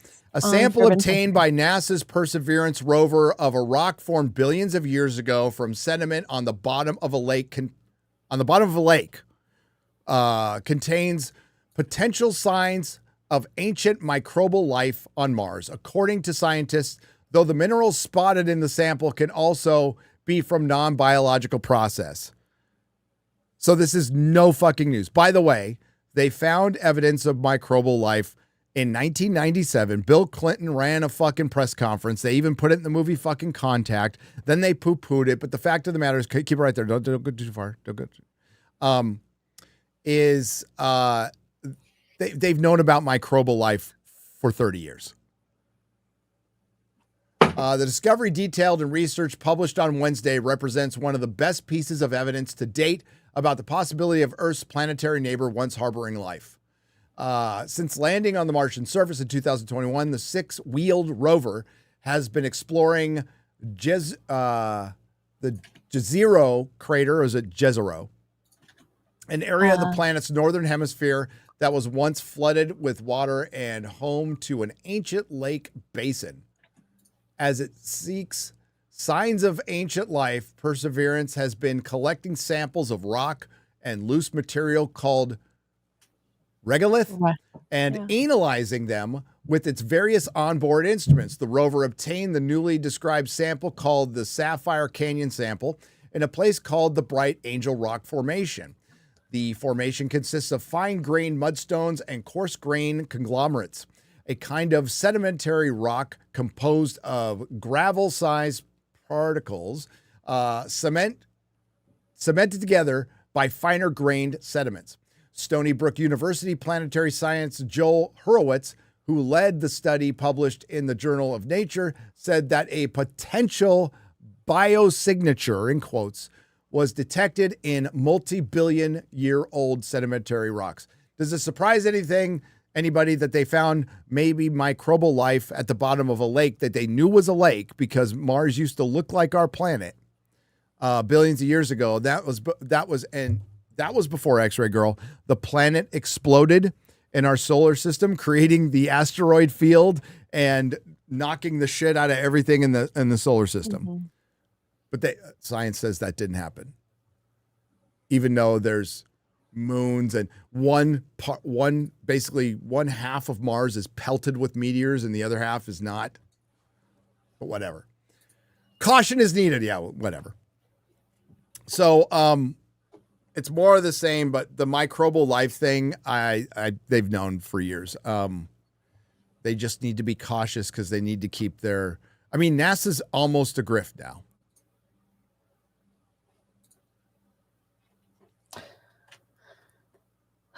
They take take a lot of our money and they don't do shit.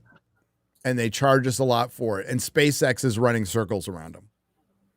And I want NASA to succeed. I want us to go to the moon and Mars. We're going to need to. Want colonies there and to visit there one day. Well, you can. I'm not going to. If you want great traditional values in writing, I think gaming-wise, MGS3 and FF16 would serve you well. Don't mind the numbers. They're both great jumping on points. And MGS3 just got a good remake. It's a 60s espionage thriller, and you can play on easy. Thank you, John. It's time. Video games are really cool. I really do enjoy them, but I can sit down and play a game unless I'm streaming for you guys for like an hour, and then I feel like I should be doing something else. Are you tired, X-Ray Girl? Yeah, I woke up at 5 for the gym. I know. I'm sorry. These killers have more than 3 sets of strikes, Slain Hope, for $2. Yes. Yes, they do. Yes, they do. Clank, clank, I'm a tank for $5. Trump can just send in the ATF with the same ROE that they had for Ruby Ridge to Chicago. Well, they're more than happy to to burn children at Waco and kill children at Ruby Ridge, our state government. And they were actually concerned that they might have radicalized some people with that. I don't know why people would get radicalized at the state trying to serve a basic warrant, killing a guy's son. I honestly don't care what the guy believed. It doesn't fucking matter. It doesn't justify what our fucking state police did. That was murder. And watching that shit, watching Waco, I was in prison when I was watching that set. That was unfucking believable. Unbelievable. That fucking dyke, Janet Reno, called the order in to burn a bunch of children because there was some big threat. This compound was some big threat. Chris from Michigan for $5. While black fathers need to step up and stick around, I also think it would be more likely to happen if black women weren't so loud and overbearing. I think what happens is y'all have to work together to work this out, or you won't. It's the hard truth about it. Had a few friends in the Marine Corps who made a choice. Go to jail or join the Marines by the judge. Yeah, that was a choice. And I don't know if they still do that or not. Pretty easy choice. Go to the Marines.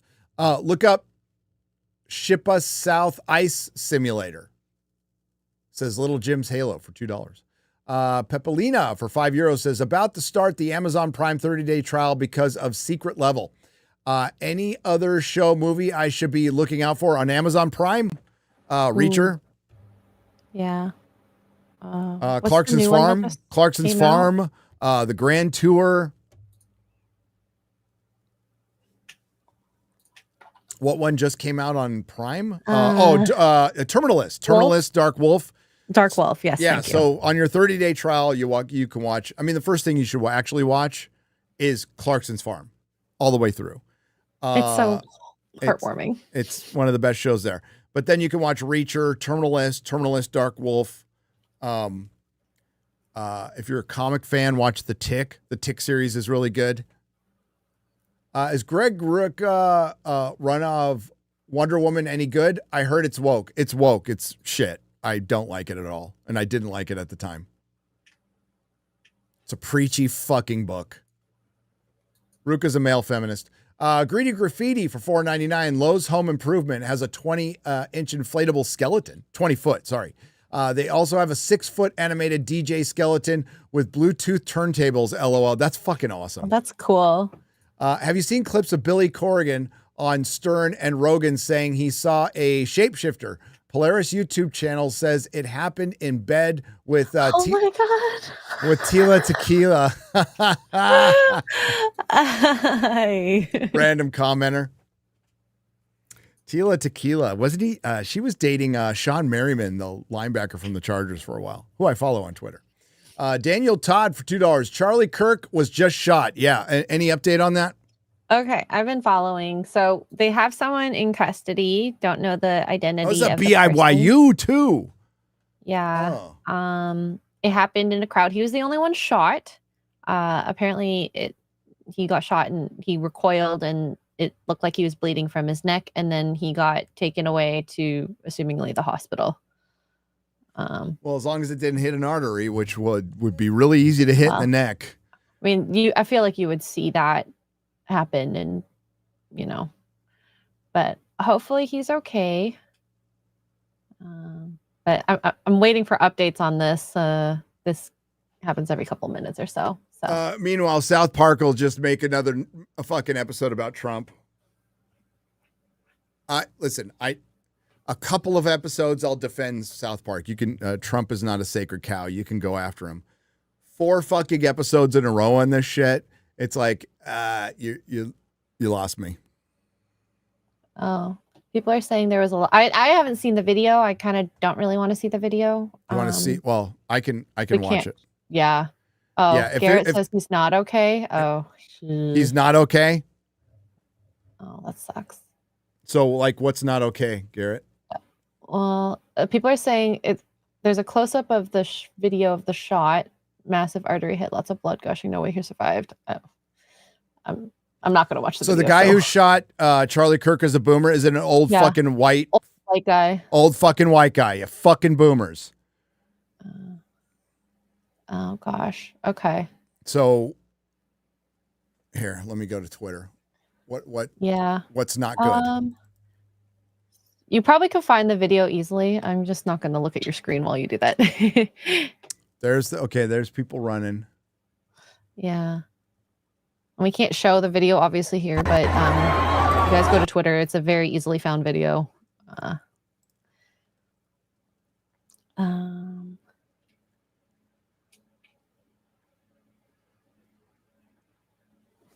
Unfucking believable. Yeah, the shooter is in custody. the video isn't gory. I don't know. I just don't like seeing videos like that.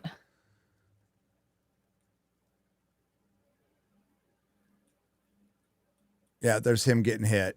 There's a picture of him getting hit. I mean, and like he has a very young family. There's a picture someone posted on Twitter of his family. Yeah. There he is getting shot in the side of the neck. Yeah.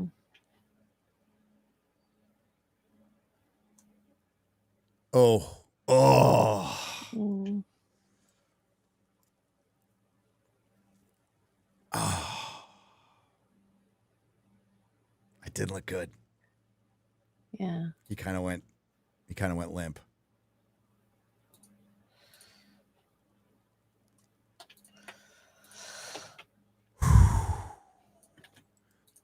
It's just sad. Fucking pieces of fucking shit. Here's what I'll say.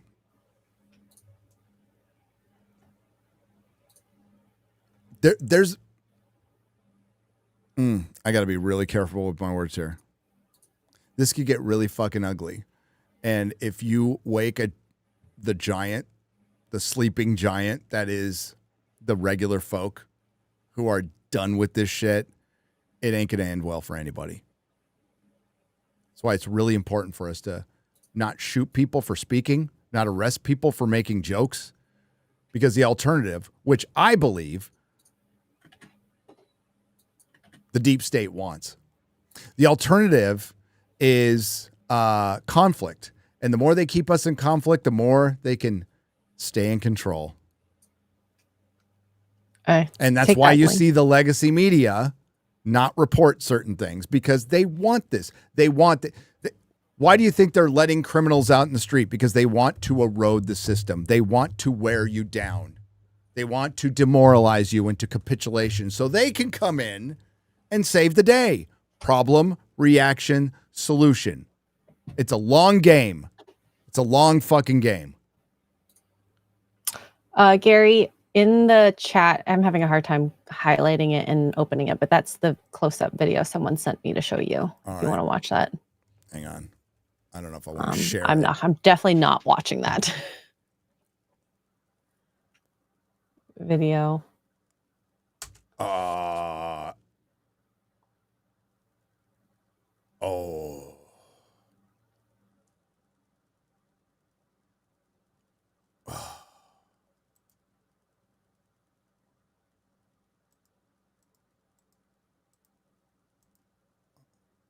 Is it bad? It's bad. There's blood gushing out of his neck.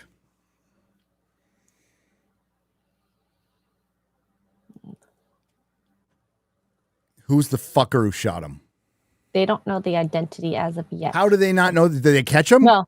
Well, no. Not reported. They caught him. He's in custody. So I'm assuming they know. They just haven't released it yet. I'd be surprised if he survives. Yeah. It sucks.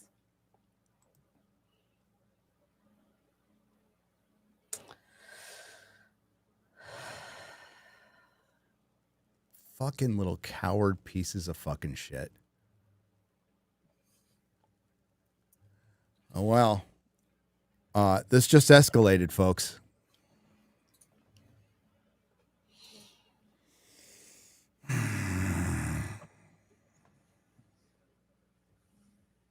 Oh, where's Mark Hamill? Where's George Takei? Where's Chris Evans? Where Stephen Colbert? Are anybody going to fucking call this out? Is anybody going to fucking call this out? Of course not. Of course not. God, he's 31 years old. Have they announced anything yet? Nothing besides what I've told you. Just people tweeting and saying things, prayers for him. Fucking see so much bloody fucking violence on Twitter. Yeah, dude. And I don't like being on Twitter right now. Well, I mean, I thought I'd seen enough in real life. You know, I've seen somebody bleed that much out of a neck and survive. I have. But that wasn't a bullet. It was It was a shank. Knife. Yeah. If you hold on to it and apply pressure, but I mean, I didn't see the video, so I don't know. Maybe, but if from what chat and you say is pretty bloody, I don't know. It's bad. And he goes limp. Okay, so right here, he gets he's standing, so he gets shot right here. And that's the artery. And it just Oh, yeah. No, I'm not going to show it. I am not going to show it. No. Hell no.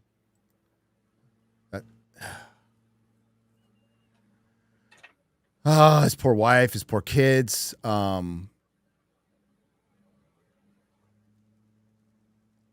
want to see the motherfucker who did it. I know. That's what they wanted to do to Trump. And that's what they want to do to you.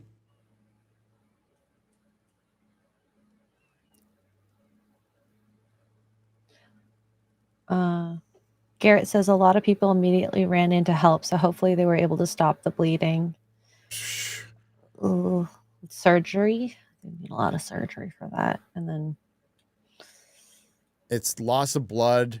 I mean, you know more than me, but I did see the guy who survived. What I saw didn't take the thing out. That was part of the thing. So he had the instrument still in. It was Which is coming helpful. out like fucking Monty Python blood. And he was a big motherfucker, so he didn't go down. And then they had to clear it out, and then the MTs came in, and yeah, he was fine eventually. This week is bad. Yeah. Don't watch it though. Just don't watch it. No plans on it. I'll just keep an eye on, like, if we hear if you hear anything, please let us know. I gotta get through this. I'll be watching. Jesus Christ. It's a mad world. It's a mad world. But are you fucking surprised? The legacy media has been harping on this shit for a decade now. And there's a lot of mentally fragile people who were completely broken during COVID. But quite frankly, they were broken when Trump became president, a celebrity that people used to kind of like generally, who all of a sudden became Hitler. And what has been the narrative from the corporate media? Hitler, Nazis, anybody who's on the right is a Nazi. They're not human. They want to lock up Jews. They want to fucking lock up all the immigrants. They're evil. They must be stopped at any cost. And some people are going to fucking listen. And you know, a lot of it was grifting hyperbole to make some money like CNN did for the ratings and everything. And they sold out our country like they always do. And who gets hurt? You know, regular people. Charlie Kirk is just a commentator. Might not agree with everything. Listen, there's a lot of people I don't like what they say, but I want them to have the right to say it publicly, because I think that's the best way to challenge bad ideas, is to hear them clearly from people. You don't see one side doing this shit and you see the other side doing this shit a lot. It's a problem. It's a fucking problem. You know, we were just talking about the black community has to fix their own problem. Hey, progressive left. Hey, radical progressive left. You need to fucking check yourself. This is your problem now. This is your fucking problem now. You created this problem and you had the backing. You're talking about oligarchies all the fucking time. You were up fucking Silicon Valley's ass less than a year ago, getting everything you wanted. And you still are, by the way, talking about fucking oligarchies while you're flying around in private jets, you piece of shit, Bernie Sanders. So you created this problem. Don't be pointing the finger at Trump's America or MAGA or the working class. Look in the fucking mirror. You created this problem. And now you might have killed a commentator. I hope not. Somebody tried to kill him. Well, we have a mental health problem in this country. We certainly do. And you know what doesn't help? Fucking propaganda and rhetoric. Look at this fucking old fucking fuck piece of shit boomer. Fuck you. Get ass raped, piece of shit. To death in Minecraft. Yeah. Bunch of hysterical old fucking boomers or whatever the fuck that was. Whatever the fuck some psycho is. But it certainly doesn't help that we have a mental health crisis and we have a media that is stringing out lie after lie after fucking lie and demonizing half of our fucking country. Of course, there's going to be consequences. Unfucking believable. But sadly, are we that surprised?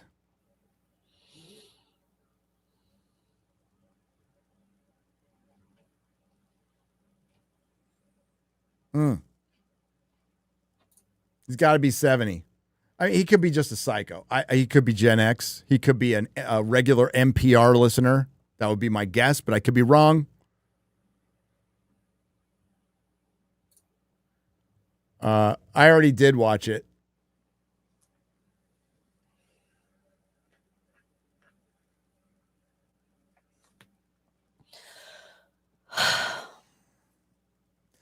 But don't watch it.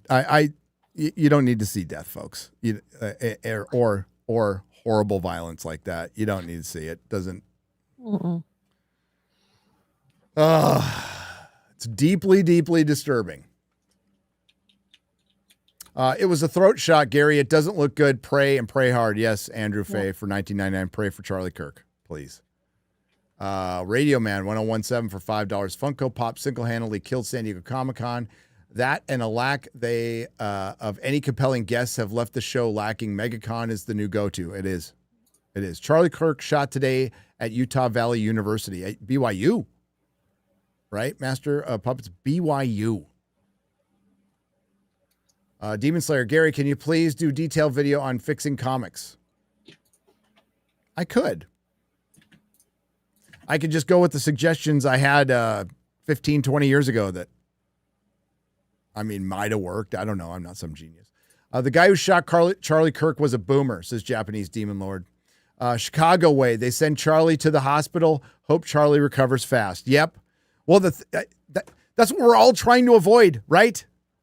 We're trying to avoid violence in the streets, you know? And how long are people going to put up with fucking riots in LA where people are flying the country they're fleeing, the shithole country they're fleeing of Mexico? Mexico could be a great country, but it's not. It's a shithole where they find dozens of severed heads.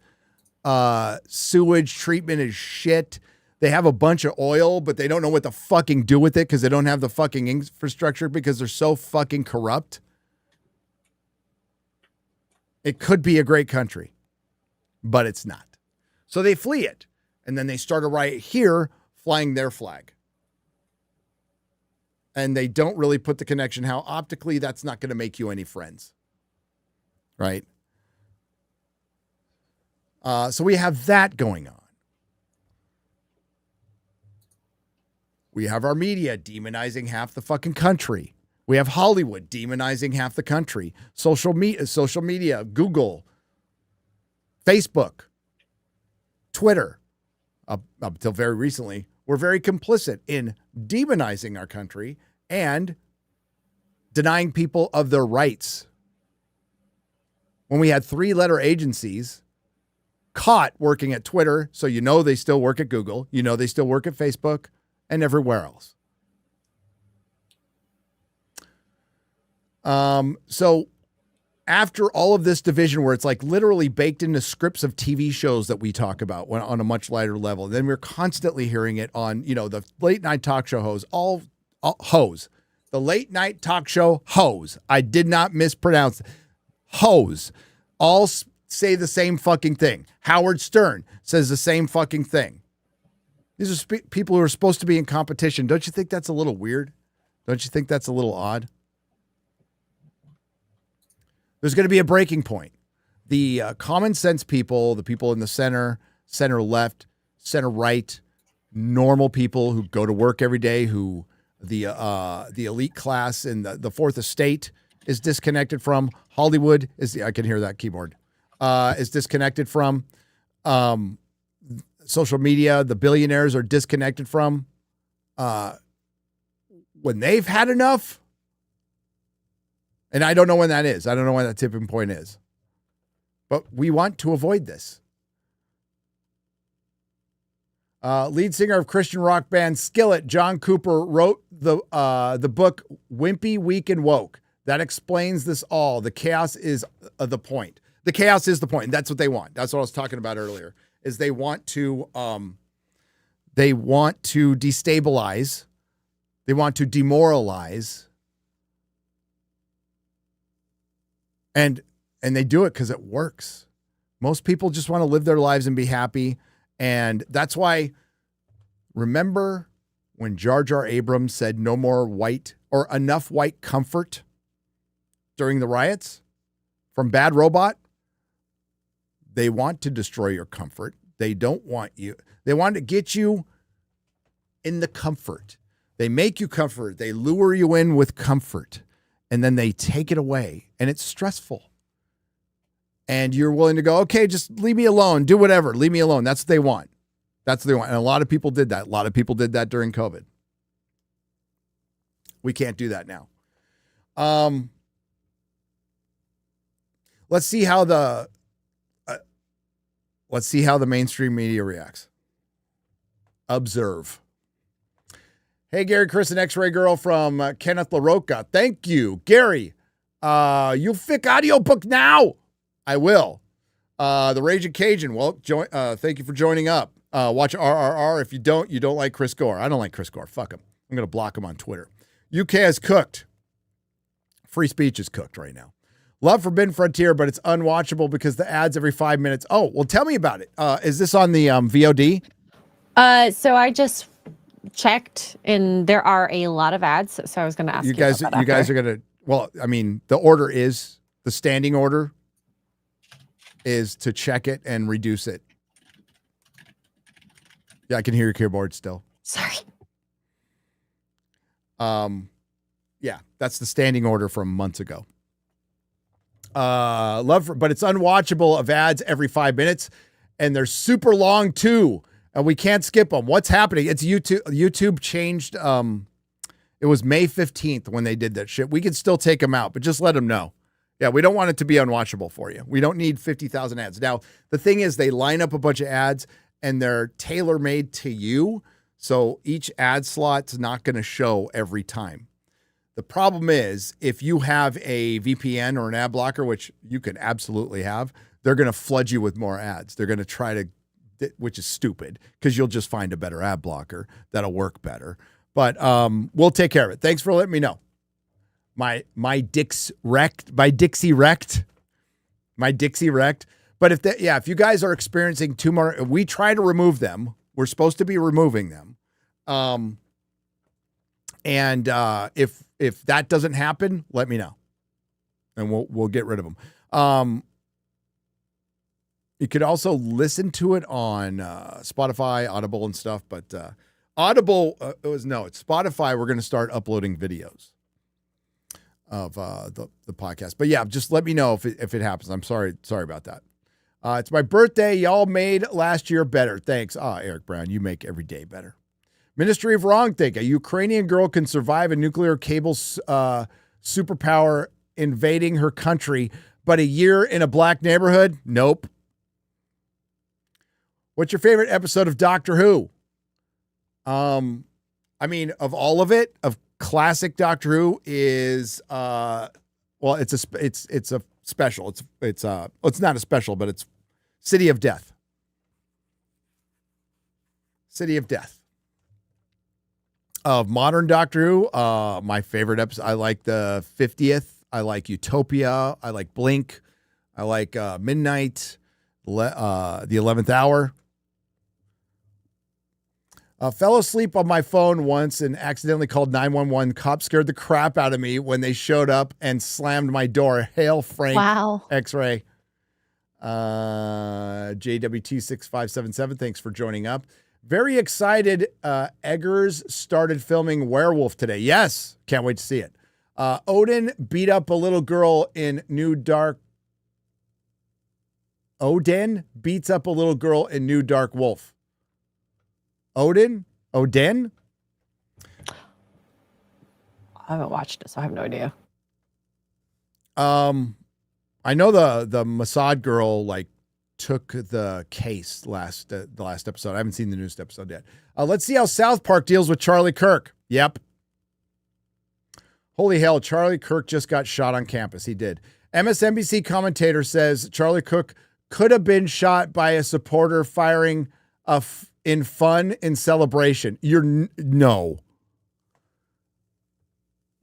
That would be insane. They did no. That no.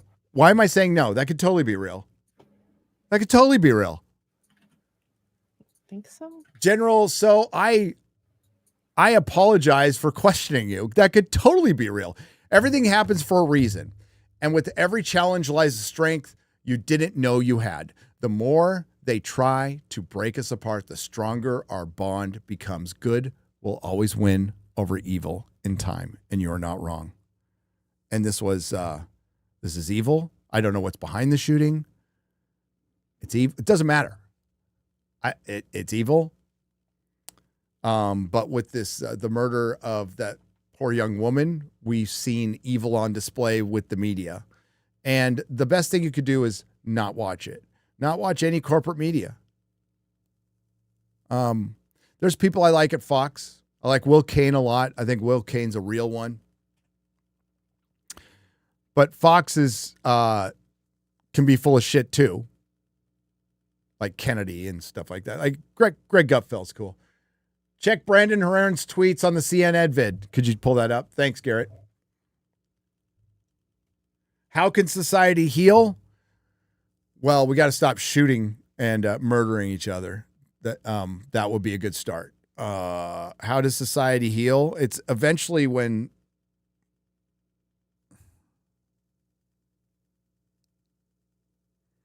it's going to take a long time, Marco. Buckle up. The activists have invaded and infiltrated all of our beloved and not so beloved institutions for decades, and we need to take them back. Trump can't do it. Trump can't do it. He doesn't have enough time. He's too old. Maybe if J.D. Vance takes the reins afterwards, but it is completely up to us. Local elections.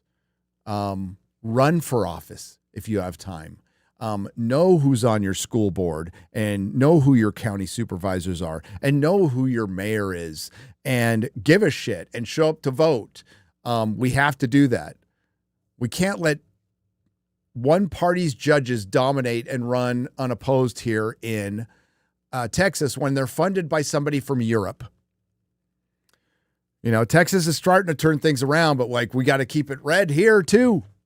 You know, we're not letting the Chinese buy farmland. That's great.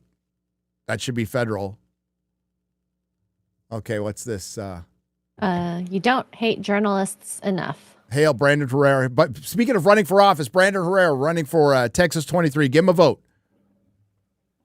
In which a shooting like this happens. Yeah, and again, I emphasize what you just emphasized. We don't know any of the full details of this. That we don't know if this was a supporter shooting their gun off in celebration, or so we have no idea about. Oh my God, you fucking piece of shit! You fucking retarded! A supporter firing his gun off.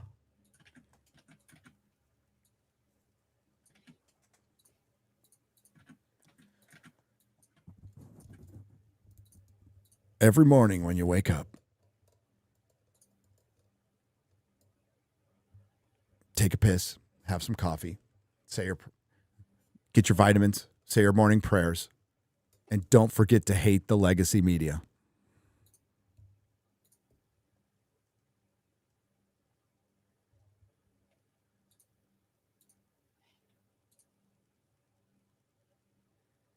Nordstrom for 300 RSD says Charlie Kirk was supposed to debate Hassan Piker very soon. I was looking forward to that too, because he would have wiped the fucking floor with that fucking big muffin top retard.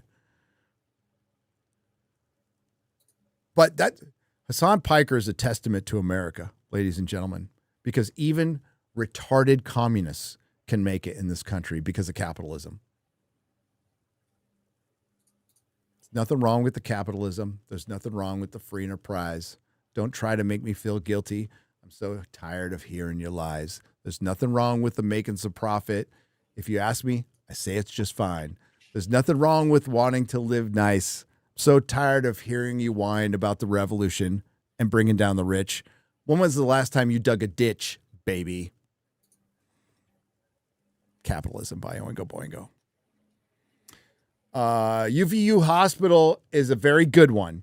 He is in the hospital in critical condition. Hope and pray he makes it out this alive. If he does, that's fucking awesome. And I am, prayers to Charlie Kirk. Don't even know the guy. Very good debater. Smart guy. Never had it. Kind of liked what he said. I loved that he leaned into the South Park. That's what you have to do. But there's so much low-hanging fruit that South Park just conveniently missed. But Marco, how does society heal? I wish I had an answer for that. It will. It will heal. These are some gnarly times we're in. The deep state just got kicked in the balls last November. The legacy media is in its death throes, but they're going to, they're like a cornered animal. And when there's a cultural shift, there's usually a lot of chaos. And this year has been pure chaos. Pure chaos. And, Trump hasn't made all the right moves. But I wouldn't expect him to. It would have been nice for Biden to make one right move, which he didn't do. How do we heal though? Family.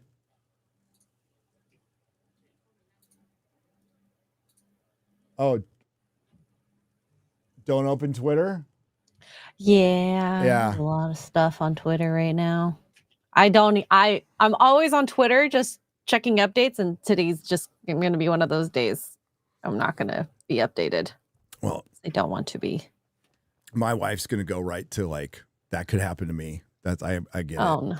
Yeah, I get it. It's like, so, but like we're worried about Charlie Kirk right now. So how do we heal?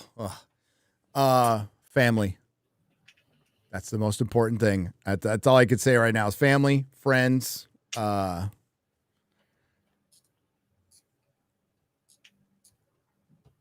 a lot I can't say on this platform. I'm angry. I'm very angry. Things like this will cause some of the left to sway, plus middle of the road will resent them more, says Marco. Yep. Well, hopefully some people on the left wake up and go, oh, well, these are our people. But most of them just want to beat Trump. They just want to win.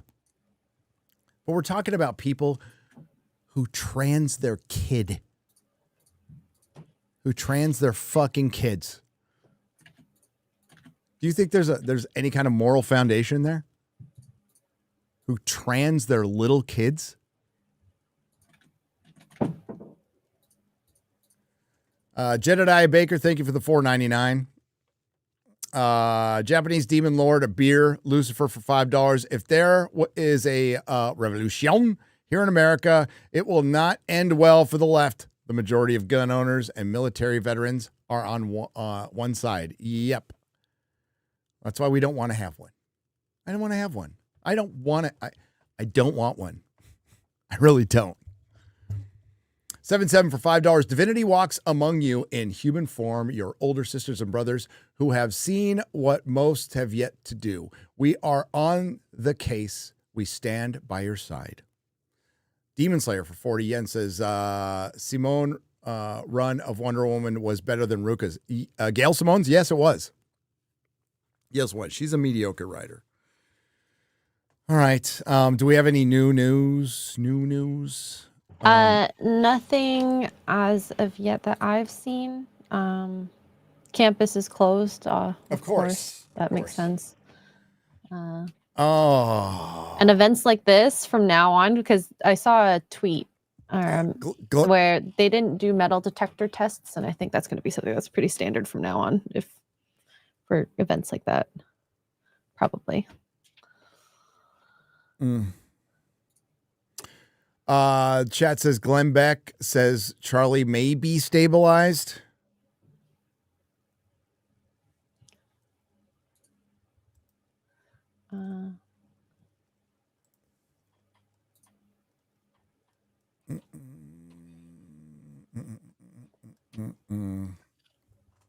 Oh, he's gone. Is he? I don't know. Wait, hang on. Let's hang on. I've been trying to watch live updates on the the news because I don't want to be on Twitter.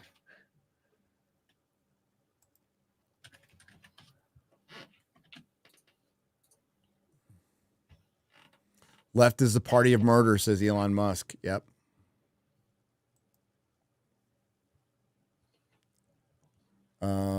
Nobody knows yet. Yeah, I'm not going to say anything. I'm just reading off the chat. None of this is verified at all. But Rated M for $4.99 says MSNBC said it could have been a supporter shooting gun of celebration. You don't hate the media enough. Yep. New level unlocked, Gary.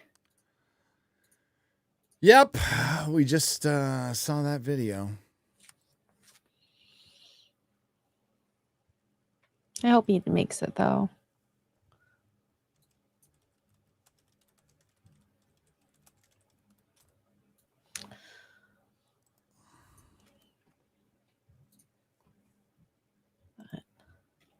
The left lectured us for the last decade about the dangers of violence from the right. From assassination attempts for President Trump to Brian Thompson to United Healthcare CEO being murdered, now to Charlie Kirk. The danger was actually on the left, says Sean McGuire. Elon just retweeted it. Of course. Yeah. Accuse your opponent of what you are about to do or what you're doing. What's that, X-Ray Girl? You gonna say? Oh, just more super chats are coming in. Okay. I can read them if you want. Master of Puppets for 5 says it was not BYU, but UVU, a different school. Okay, gotcha. Thank you. BYU. Thank you. Pray for Charlie, good vibes. And Cole Hauser for 2 says just pray, pray, and pray. I am sad for this world. I agree.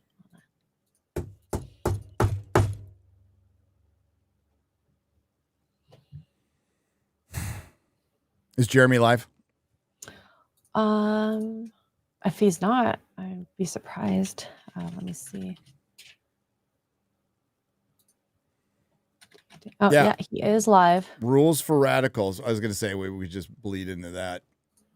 Maybe I'll have him send me the link. I'm not done talking about this, but I know you got to go. No, I was just banging. I'm banging. Hang on. I'm still live streaming. Okay. We have another super chat here. The Rain X1 for $5 says, healing happens if we keep shining the light on truth on the darkness around us. The old man is a coward. I hope he stays a nameless NPC forever. Mel's a little upset. There's a lot of people who are very upset. Even like Ryan says, words can't explain the fucking rage I feel right now. I'm fucking sick. Yeah, it's I haven't been this pissed in a long time, guys. Just violence is not okay, and it sucks seeing a life go. You never want to see someone, especially someone who has so much promise and so young. Yep. Do you want to? I'll see if. I was gonna raid D-Day Cobra. I'm gonna tell him to send me a link. Okay. I can text him. I can text him. I'm gonna butt in on his stream. I am fucking pissed.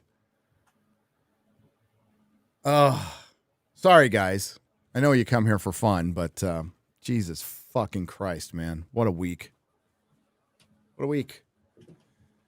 But do not get demoralized. Glenn Beck just reported that he hears that he was stabilized. Okay. That's good to hear. That's good to hear. I hope so. I really hope so. Don't get demoralized by this. That's what they want. That's what they want. So stay strong. Be angry. Be angry. Call these fuckers out. Like you always have been. Hail the fellowship. Call these fuckers out.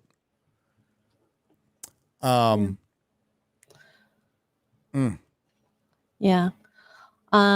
We got Mikey Gusler, membership message. I don't want to hear anyone on the left say any more about love and compassion. Definitely now it is worth less. I'm praying for Charlie and his family. Whit G for 10 says, much love to you both. Thank you for being here with us.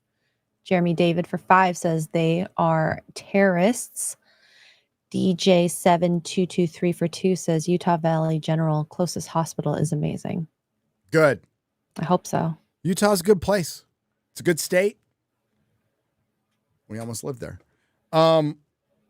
Again, they want you demoralized and they want to bait you into violence. That's why they do Drag Queen Story Hour. That's why they do shit like this. They want to bait because, as we spoke about earlier, before even we knew Charlie was shot, they need their opponents to be Nazis. They need them to be white supremacists. That's why they spin this narrative and stick with it, because they've been sticking with it, and it's a lie, and they know it's a lie. But if they can bait you into violence, if they can get a bunch of people to light tiki torches, they'll bitch about that. Look what they did with January 6th, which was an op, which was an absolute psyop, and people bit, unfortunately. And people bit. Mm-hmm. So they want to demoralize you. And like, listen, we're the level-headed ones, but everybody's got a tipping point. Yeah. Everybody's got a tipping point. Andrew for $2 says, I'm glad you're here to help us process. Yes. Yeah. Yes. Oh, I have the link, Johnny. I sent it to Gary already. All right. So yeah, I'm gonna just force my way on a D-Day Cobra stream. Yeah. No, he's welcoming you. So yeah. No, I think we need to talk about it, and shoot, we've got the protest coming up in the UK on the 13th. We've got stuff going down in Nepal. We got stuff going down in France. This just happened. It's almost like they want it destabilized. It's almost like they want to ruin trust in voting. It's almost like they want to ruin trust in the judicial system so they can break the system and remake it in their glorious utopian deep state image. And we will eat the bugs and own nothing. Fuck that. Fuck that. Yeah. Eddie Brock for €250 says there are some left streamers praising this. Oh God, really? That's disgusting. Infuriating. Which ones? That fat cunt in a hijab, or they're all on Twitch, right? Probably. The place with the CEO who fucking creeps on the teenage girls that are on his platform. Yeah. I'm not shocked. Yeah, Frogan. Destiny? Oh, probably. Destiny's a chick. I mean, he counts as a chick. Yeah. Kilgan in 84 for 2 says, look at Hassan's tweet on Kirk's shooting. Is it going to get us angry, though? Yeah, I'm staying off Twitter. We can we'll look at it on Jeremy's stream. Yeah, The and- schizos and psychos on Blue Shit and Reddit are already celebrating the shit. Infuriates me. Okay. Crazy. Critical condition. All right, I'm gonna head over to Jeremy's stream. Go check out Day Cobra. Go check out our brother. I just invited myself on his stream. So yeah. Guess I'm streaming today. And everybody, prayers to Charlie Kirk. And thanks everybody for listening. Again, I'm like sorry. Like normally we're gonna cover entertainment and be counter programming to politics, but this is a big one. This is a content creator. This is a commentator that's pretty popular around these parts. Seems like a genuine nice guy, a dad with some very young children and a wife, who was apparently, he was shot for words. Shot for words. So you guys be safe. I'll see you in a few minutes. X-Ray Girl, thank you so much for your help today. You did a great job today. Thank you. Yeah. Be safe out there, everyone. Be safe. Thank you.